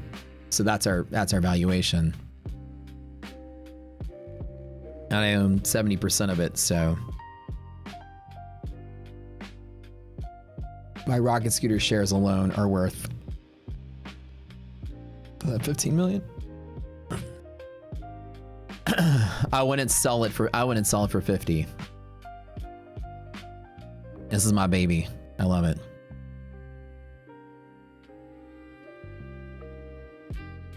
Is this my biggest business? Revenue wise, no.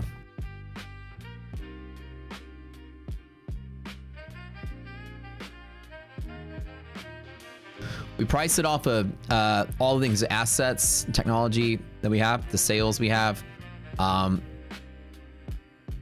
anything that goes into value in company, any grants, licenses, patents, all that stuff.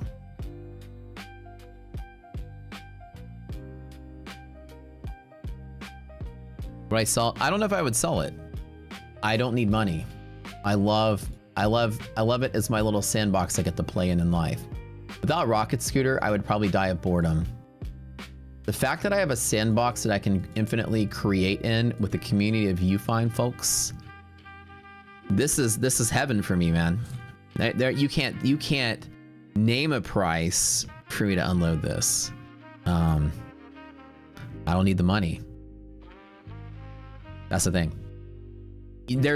Everyone has a price, but I don't, there's nothing in life I need money for. So that's the thing.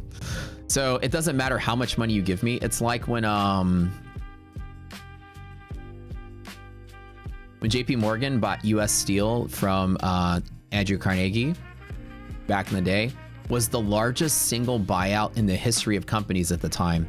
And at the time, he bought it for an amount that's worth like $500 billion today. Something like that. Incredibly huge. Like $500 billion in today's money. And imagine somebody that had everything, had something to do, and then you did this huge payout. Literally, JP Morgan, that was the biggest acquisition in its time. And imagine getting a $500 billion check, and then what? You wake up every day. It's got pretty hard to get used to. Waking up the next day and your empire is taken from you. You got all this money. What are you gonna do with it, right?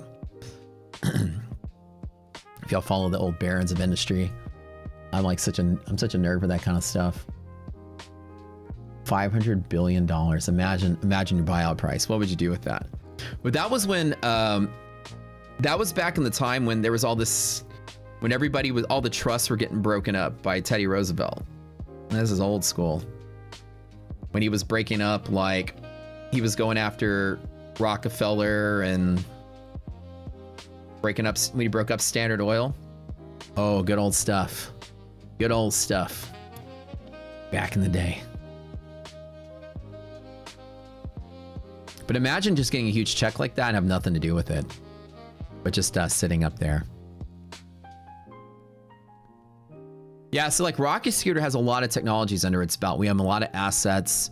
We own a lot of other things inside of Rocket Scooter. We own a lot of technologies that you guys don't see. There's a lot of stuff in the part of the company. We have a lot of server-side technologies that we own that have a lot of value to them. We have a lot of infrastructure that we own.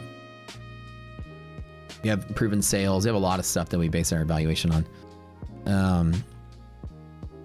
The man needs something to do. That's exactly right. Rocket Scooter is a reason I can get up in the morning and have something to do. Hang out with you guys.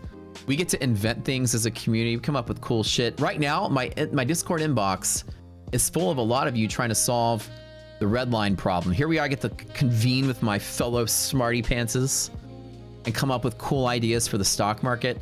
Man, it's an endless addiction. It never is not fun. And there's no price that you could sell me. I don't want to be a rich man with nothing but his garden. You know what I mean?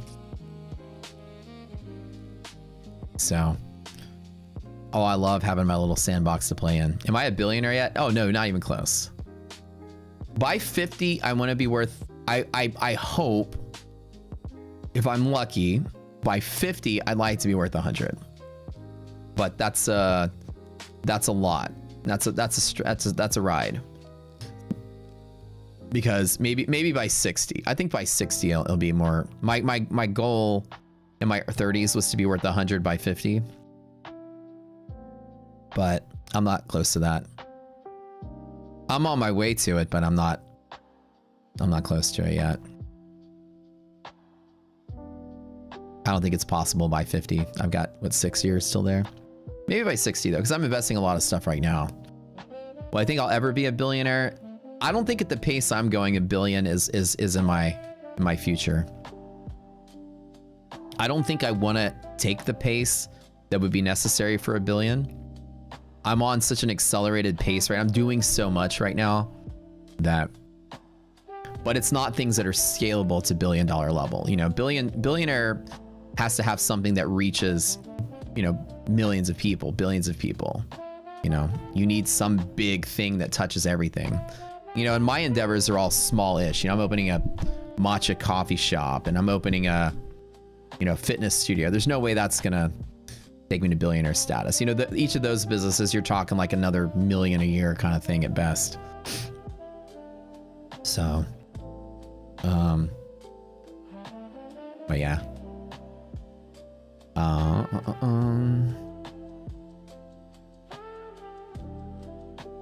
Somebody says, you're in the process of selling a company you own now. I can tell you, it makes you feel bad if you like what you do. It really does, doesn't it, right? Because it's like, and I tell myself, if I ever needed that money for whatever reason, which I don't even know what I'd ever need it for, I could sell my shares or get out of it or have somebody buy me out. But what would I do then? Like, I would still wake up and trade with you guys and just trade someone else's platform with the extra money in my pocket. Then I wouldn't be able to play with it anymore. I wouldn't be able to come up with a cool idea and then at midnight message all you in Discord, I have a cool idea, then we have a Zoom call about it, We all geek out about it. Then we're all doing the numbers with it. That part to me is like priceless. I built a sandbox we can all play in, and I would never get rid of it for a single dollar and for anything. We all have fun here. This makes trading fun for all of us, you know. Am I shorting yellow line? I'm kind of thinking about it. I'm gonna let it get there first though, and then maybe I'll tap it with a little bit. Yeah, $1 billion is a ridiculous amount of money. No one should ever have that much. No. I think by the end of my life, if I work at a very accelerated pace like I am right now, because I'm doing so many endeavors at once, right? I think the high end would be if I made it to 100. That'd be about as high as I could potentially go if everything works out well and there's no hiccups and no craziness and I push. Like I'm gonna make, like, you know, on average 2 to 5 million a year. Sometimes better if it's better years. So it just added up there. Depends. Sometimes 5 to 10 if I have like a really solid year trading or a lot of extra stuff. So $1 billion is a very, very, very far away pace. Do I have kids? I do have an 8-year-old. In 2 weeks, he'll be 8.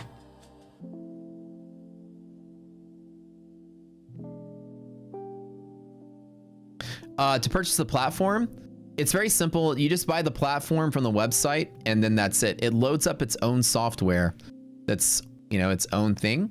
And then if you're trading through Tradeovate, you just open Tradeovate up off to the side. So I put both of them on my screen side by side.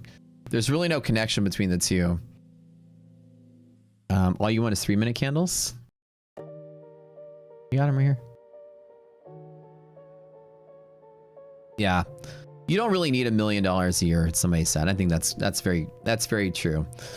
What money does for me is it invests in other opportunities, so I'm always building something with it. Like me, I don't hoard cash. I don't sit here and just try to watch cash grow. Every time I get bigger, I put it somewhere and I put it to work. There's nothing more exciting to me than investing in somebody else's dream, which I'm doing a lot of now.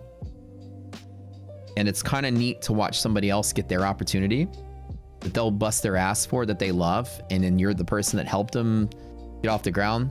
It's really neat to have somebody have that creative freedom that you're backing. It's so rewarding to watch that happen. I'm doing it with 2 people in our family right now, the iDoc and iDoc's niece. Both of them are, I'm seeding both of their businesses right now. And just giving them the freedom to like create and build something awesome to 2 people I like really have faith in that I think are gonna make something awesome is probably like the most rewarding thing for me. That's like the only reason I have a drive for money, because I take that money and I create something great with it that other people can benefit from or whatever. Yeah, I do have a firm that does angel investing. That's what I do. Yeah.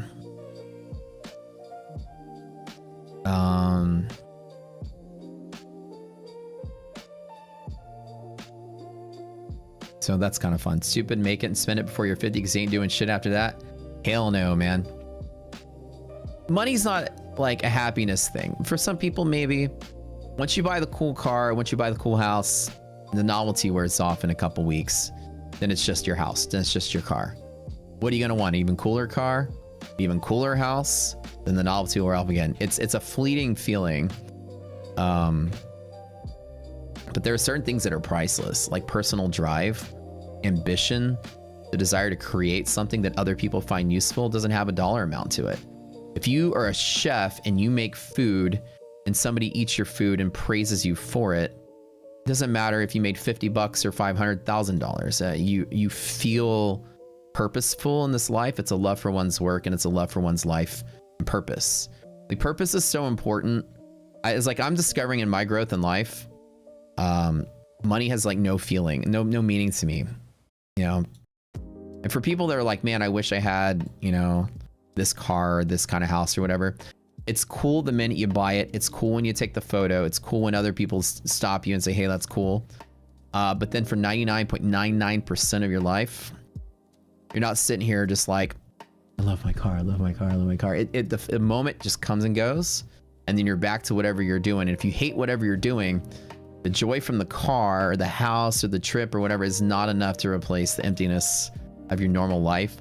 So you have to find something you love doing no matter what the cost is. And as far as like creating and allowing other people to create and build stuff, that's like my passion. You know, I'm an engineer, I like building stuff. One more giveaway. What is it today? TPT, baby. 150K accounts. Let's go.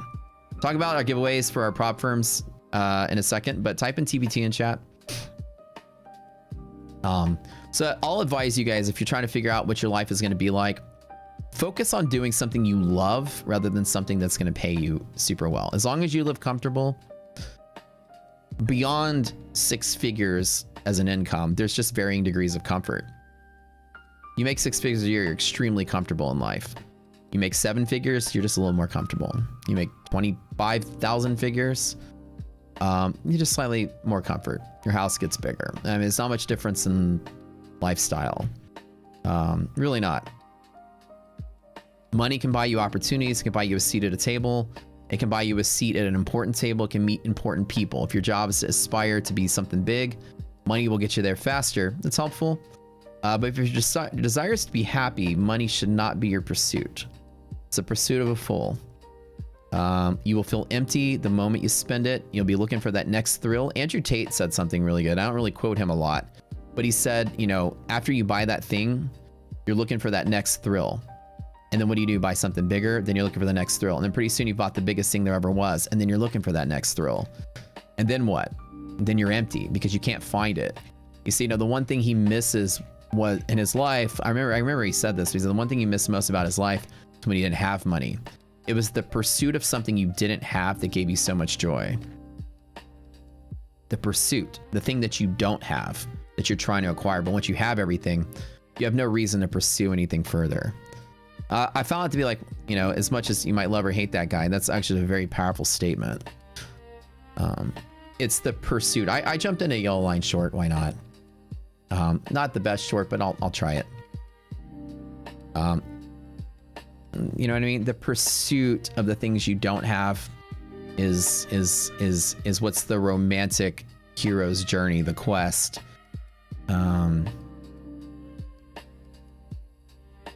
You'll always be trying to fill a God-sized hole in your heart. Yeah, see what I'm saying? That's it. I agree. You'll always feel like you'll have nothing more to seek. And then you'll feel empty. And it's depressing. He said it's depressing being rich. And if I didn't have something I woke up and built every day, if I just sat here bored out of my mind with nothing to do and wealthy, I would be miserable.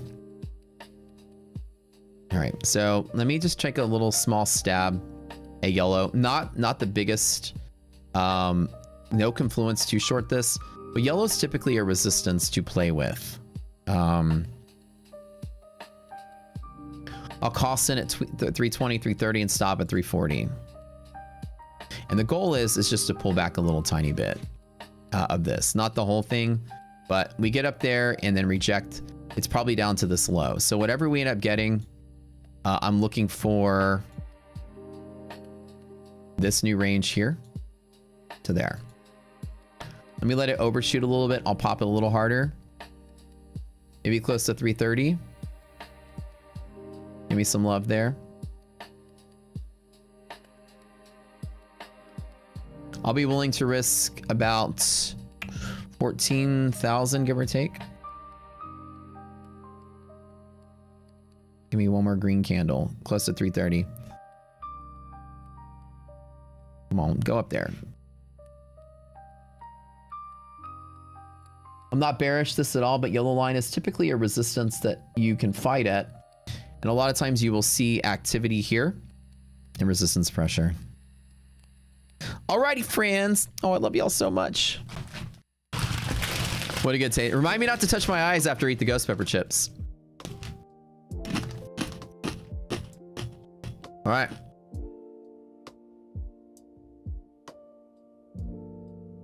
That's a straight up shot. The S&P, it's just to bring it back down to here. Nasdaq's to bring it right back down to there. I'm gonna go a little bit higher. We do switch to the new hour in about 3 minutes. So let me get that hour switch pop, and then I'll pop it really high. 340 at the highest. I'll stop right about 350.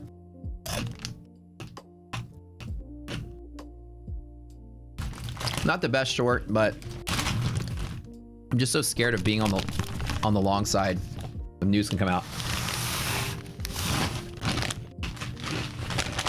I'm definitely very bullish this market, so don't even think I'm bearish or the technical short.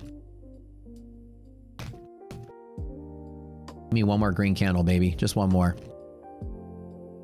My cost basis is at 305. Well, what a shitty cost basis. All right. We gotta work this one harder. Okay, pop it.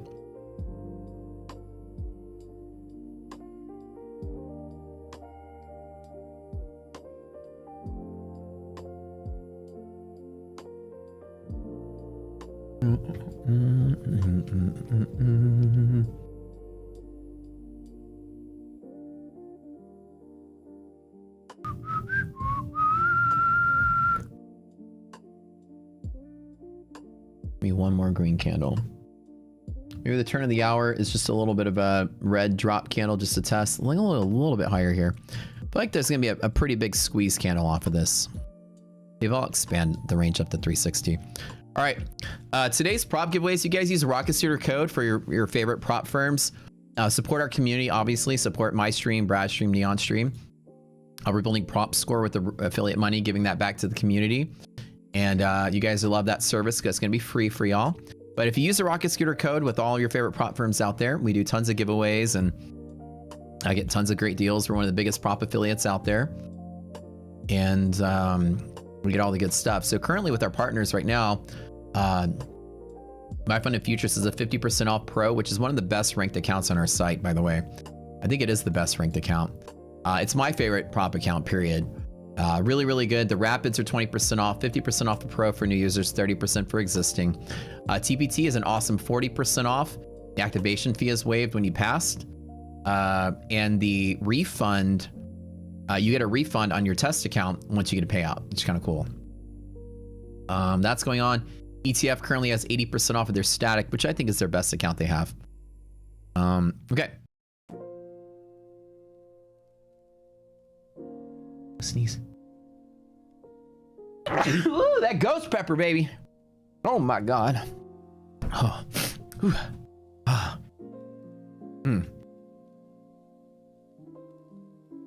Ooh, that's you know what made me sneeze is when I dumped the bag, and you get, you know, when you like dump the bag in your face, you get all the crumbs at the bottom. Oh, dude, I got nothing but 100% ghost pepper spice. That was good. You know, the bottom crumbs. Oh, baby. Okay.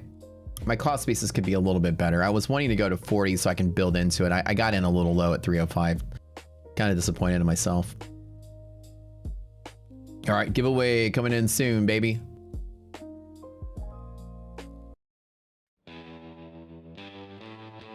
In my face. You felt that sneeze over here? That was the sneeze of 50,000 Scovilles. I don't know what the ghost pepper Scoville is, but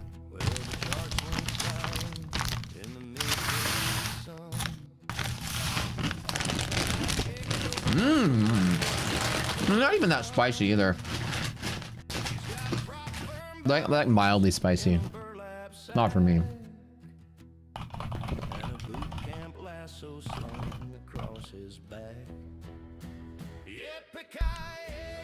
A ghost pepper measures between 855 and 1 million Scovilles. Oh, that's actually pretty hot. All right, TBT 5, 4, 3, 2. Lost track there for a minute there. 1. Let's go. All right.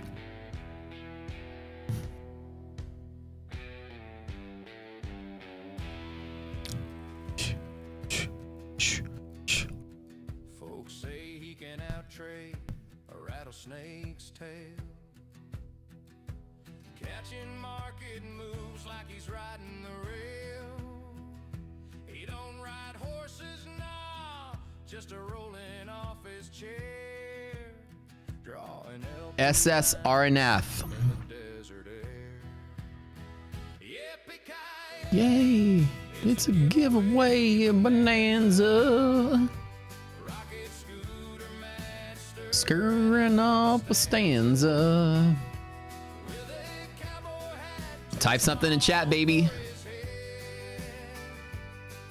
He's wrangling Lynn-funded All right, the new hour is upon us. Bow, bow, bow, bow. One red candle, that's all I'm looking for. Just one. One red candle. Back down to here.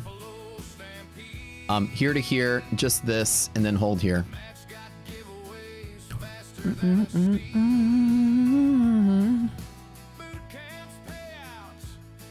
Yellow line is a margin buffer limit pivot that's always a really strong resistance. The fact that it's breaking through and trying to support, not the best, but it's usually a really strong pivot to the downside. When you tap it, you see how it's pivot, pivot, pivot. I mean, it's pretty big. So my bet is that we close below it. So that's the bet I'm taking. Not the strongest bet, but it's a bet. All right, didn't claim his prize. He's not here. One more. It's a giveaway bonanza. Scooter roll, staring up a stanza. That's a span level. It's similar, but it's a different philosophy. This is called margin buffer limit. It's another one of our hacks for the CME group. And it's just a pivot. Now it's like 50-50 what it does. We don't really have a lot of back tests on what it does, but we know that when it fails, it fails big. So when you hit it, it is a pivot. It is a resistance. There's always a resistance there. It has to do with dealer squeeze points. It is loosely based on a span scenario. Yeah, the 100% dealer loss scenario. And so what you get there, congratulations, MS Gufo. Congratulations, congratulations, congratulations.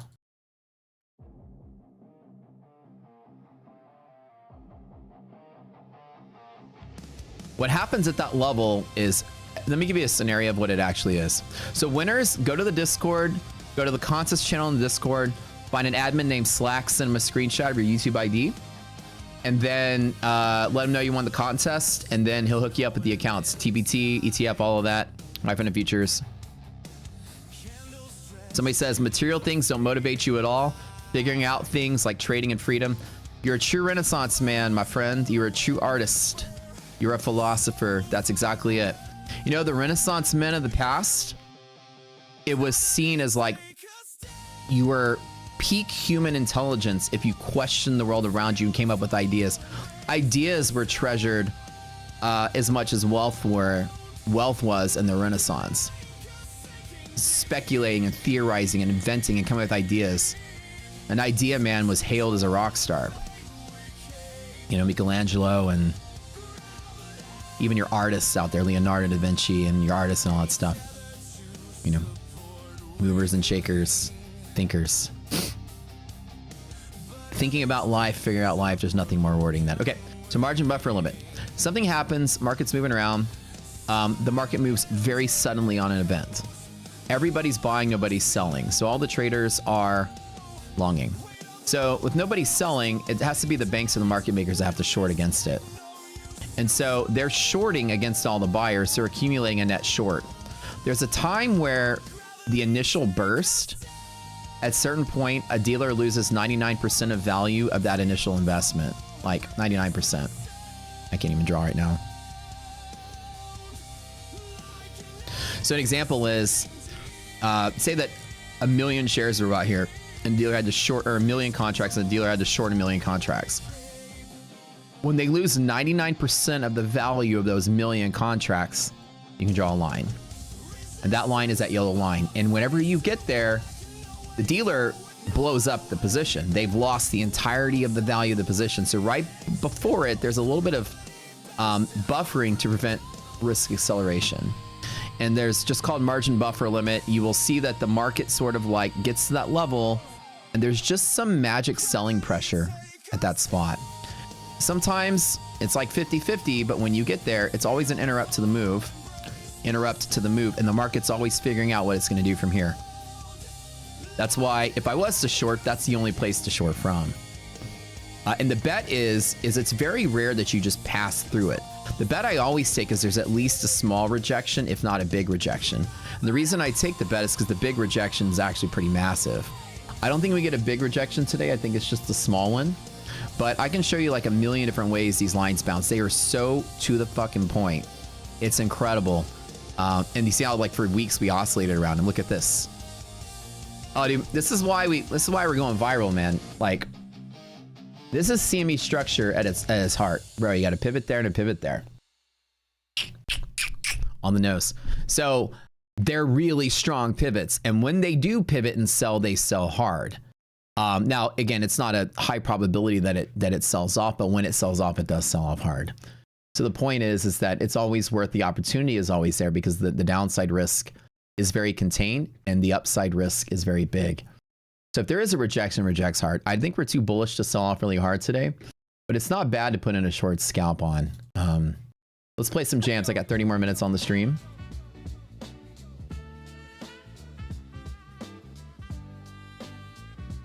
Play some rock scooter jams. It's such a good pivot for longer term trades. Look at this one right here, same line. And they stay there forever, by the way. Look at this, look at this, look at this, look at this. And we stumbled onto something good. And then, of course, when it breaks pretty fast. So that's why when I stop, I just get out of the way for good. If I take a loss on this, then I don't fade it. But, oh yeah, they're amazing pivots. So like I said, if I take a loss, then no. And usually it pivots pretty quickly. So we'll know within half an hour what's going to happen. It doesn't just hover there. It usually is pretty decisive. Did I put the new Tradeify into the scoring system already? I don't know if we've got it approved yet. Right now we're working on, everybody's holding off until we have a new release that came out this morning on prop score site, and nobody's done anything for 2 days because I told them to wait for me. So after the stream, I got to get with the team and train them on the new inputs. So they haven't done it yet.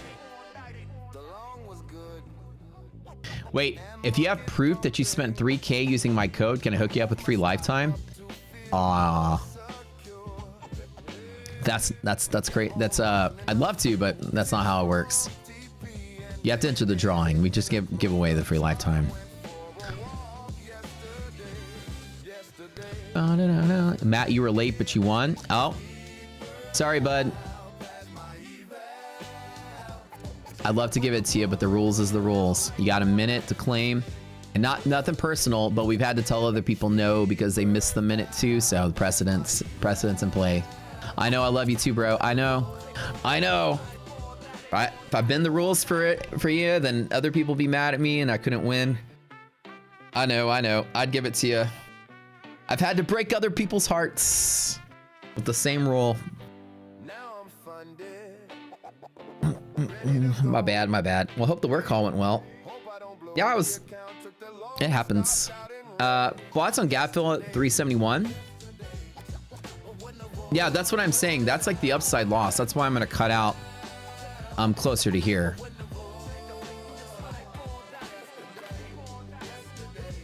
Like I said, the market's going to get violent around this area. That's why I'm taking the bet.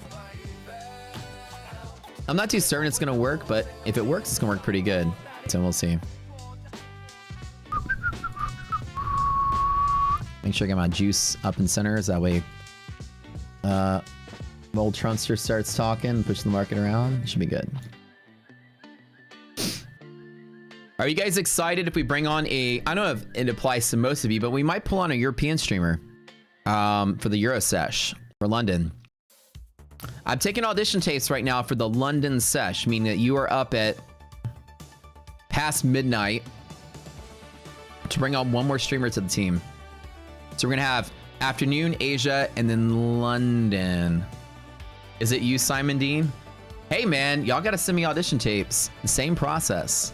This week I'm looking at it. Mail a 3-minute clip of yourself giving a pilot of your stream. Don't just interview like we're interviewing. Pretend like you're talking to an audience, a pilot. Hey guys, what's up? It's Simon Dean. It's Simon Dean, mate. Not if you call people mate. I'm just trying to pretend I'm from the UK. And then just like, what's up, guys? It's midnight. It's 2 a.m. It's 8 a.m. where I am. Here we are going. We're getting started. You know, here's the try. Just pretend like you're talking to an audience. Send it over. 3 minutes. No one there to see.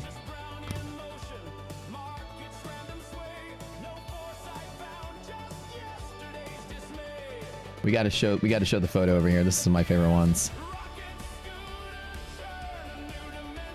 We need to do our songwriting contest again pretty soon. It's been a hot minute since we've done songwriting. As soon as prop score is out, I think the first thing we'll do is songwriting contest again.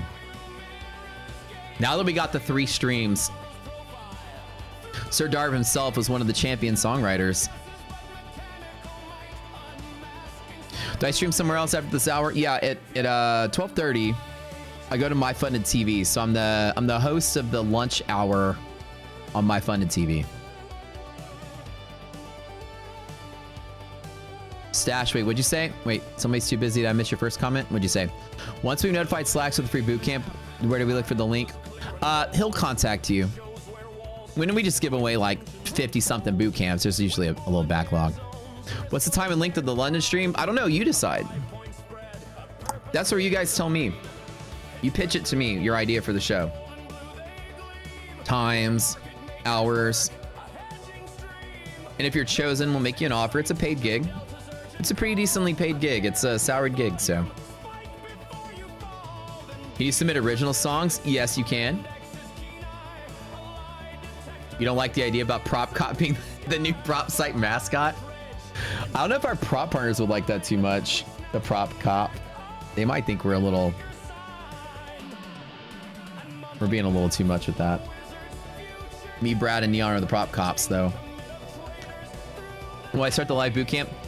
Tentatively sometime in April. It was supposed to be in March, but we decided to push it sometime to April. The reason for that is just prop score has just taken so much time. And we're all like 20, like when I'm done with the stream, I'm working on prop score till past midnight, almost every day. Would an Indian streamer qualify? An Indian streamer would qualify, yeah. India is huge when it comes to trading, man. Pitch your idea for your show. If you got something for me, pitch it.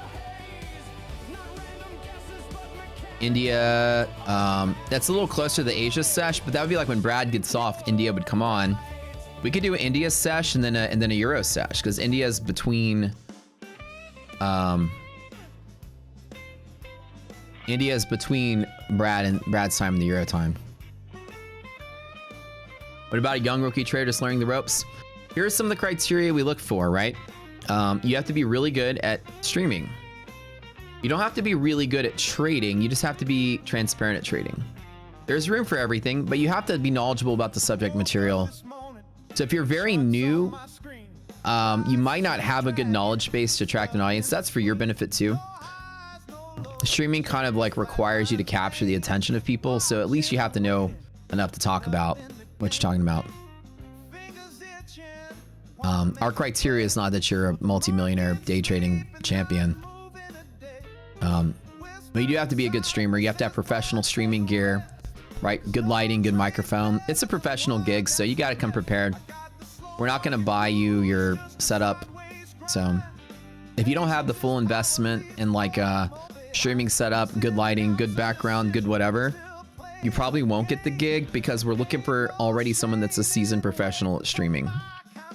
You like Neon and Brad, they just took off, right? They know how to do it. Brad used to stream, by the way, on his own. So that's a big part of it. If you've got streaming experience and got a good streaming setup, then you're a qualified candidate. But if it's just like your webcam in the corner of your room and you got no lighting, we'll definitely say no. Current trade, 240, 230, maybe somewhere like down in here. Maybe even half retrace. We'll see. I'd like to see a best case scenario down to here.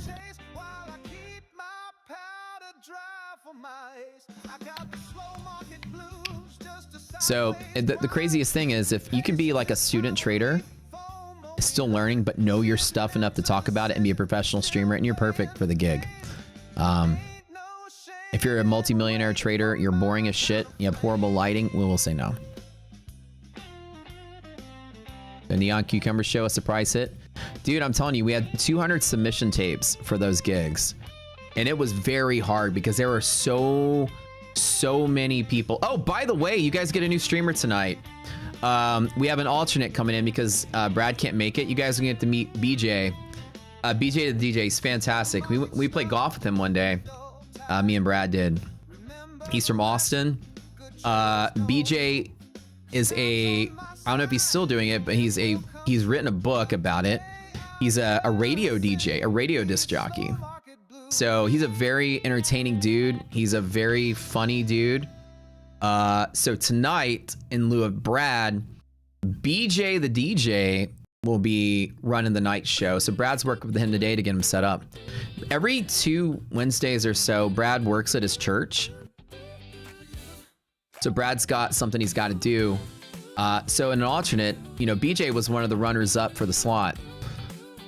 B with a B. B, not a P.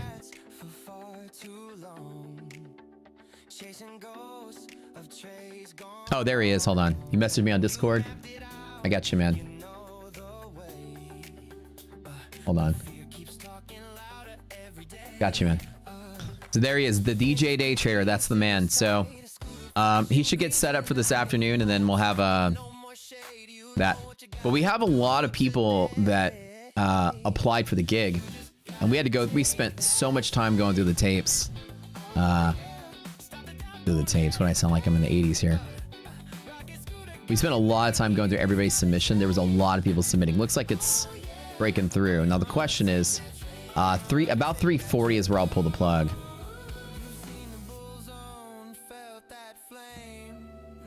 I did want to get closer to here so I can pop it a little harder. All right.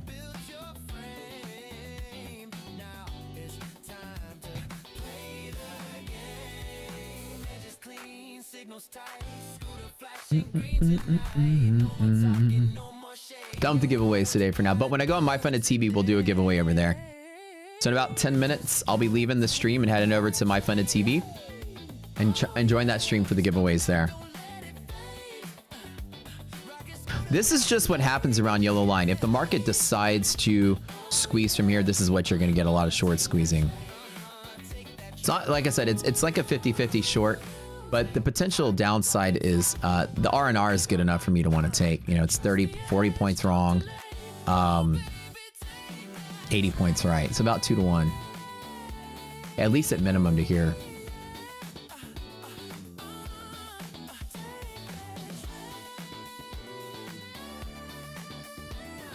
$360. What's that? 310. I'll give it the 360. I'll give it 50 points a stop. So I'll stop out on 50. And then from here, I'll take about 100, roughly 100 points if I'm right. I've upped it to 22 contracts.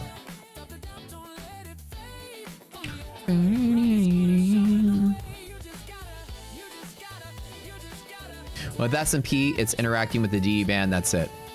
Right down to here. I'll tell you guys from my experience with markets that have done this, it's not going to go any lower than that without news.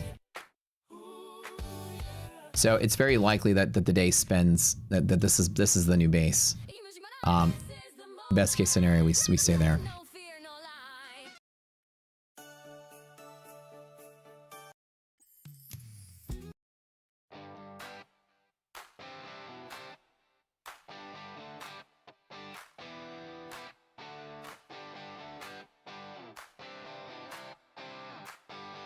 This is like the John Cougar Mellencamp charting in a real time.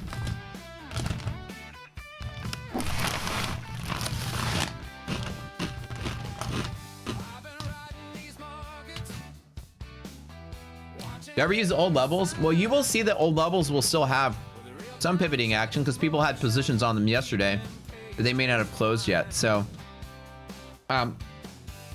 we don't use them as part of our science of repeatability, but old levels will Oh yeah, I'm getting like the ghost pepper dust from the bottom. The oh, that was straight spice. The old levels will have some kind of actionability there, but there's no science with it.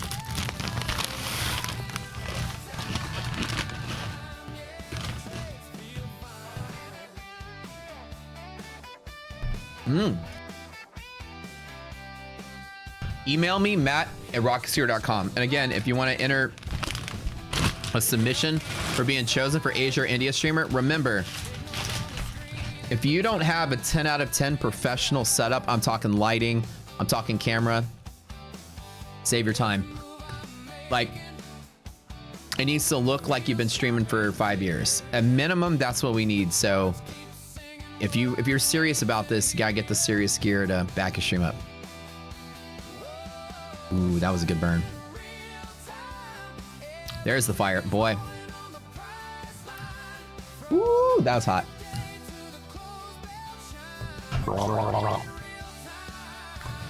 Tasty but hot. That's some good stuff. That was like straight. That was straight pepper spice.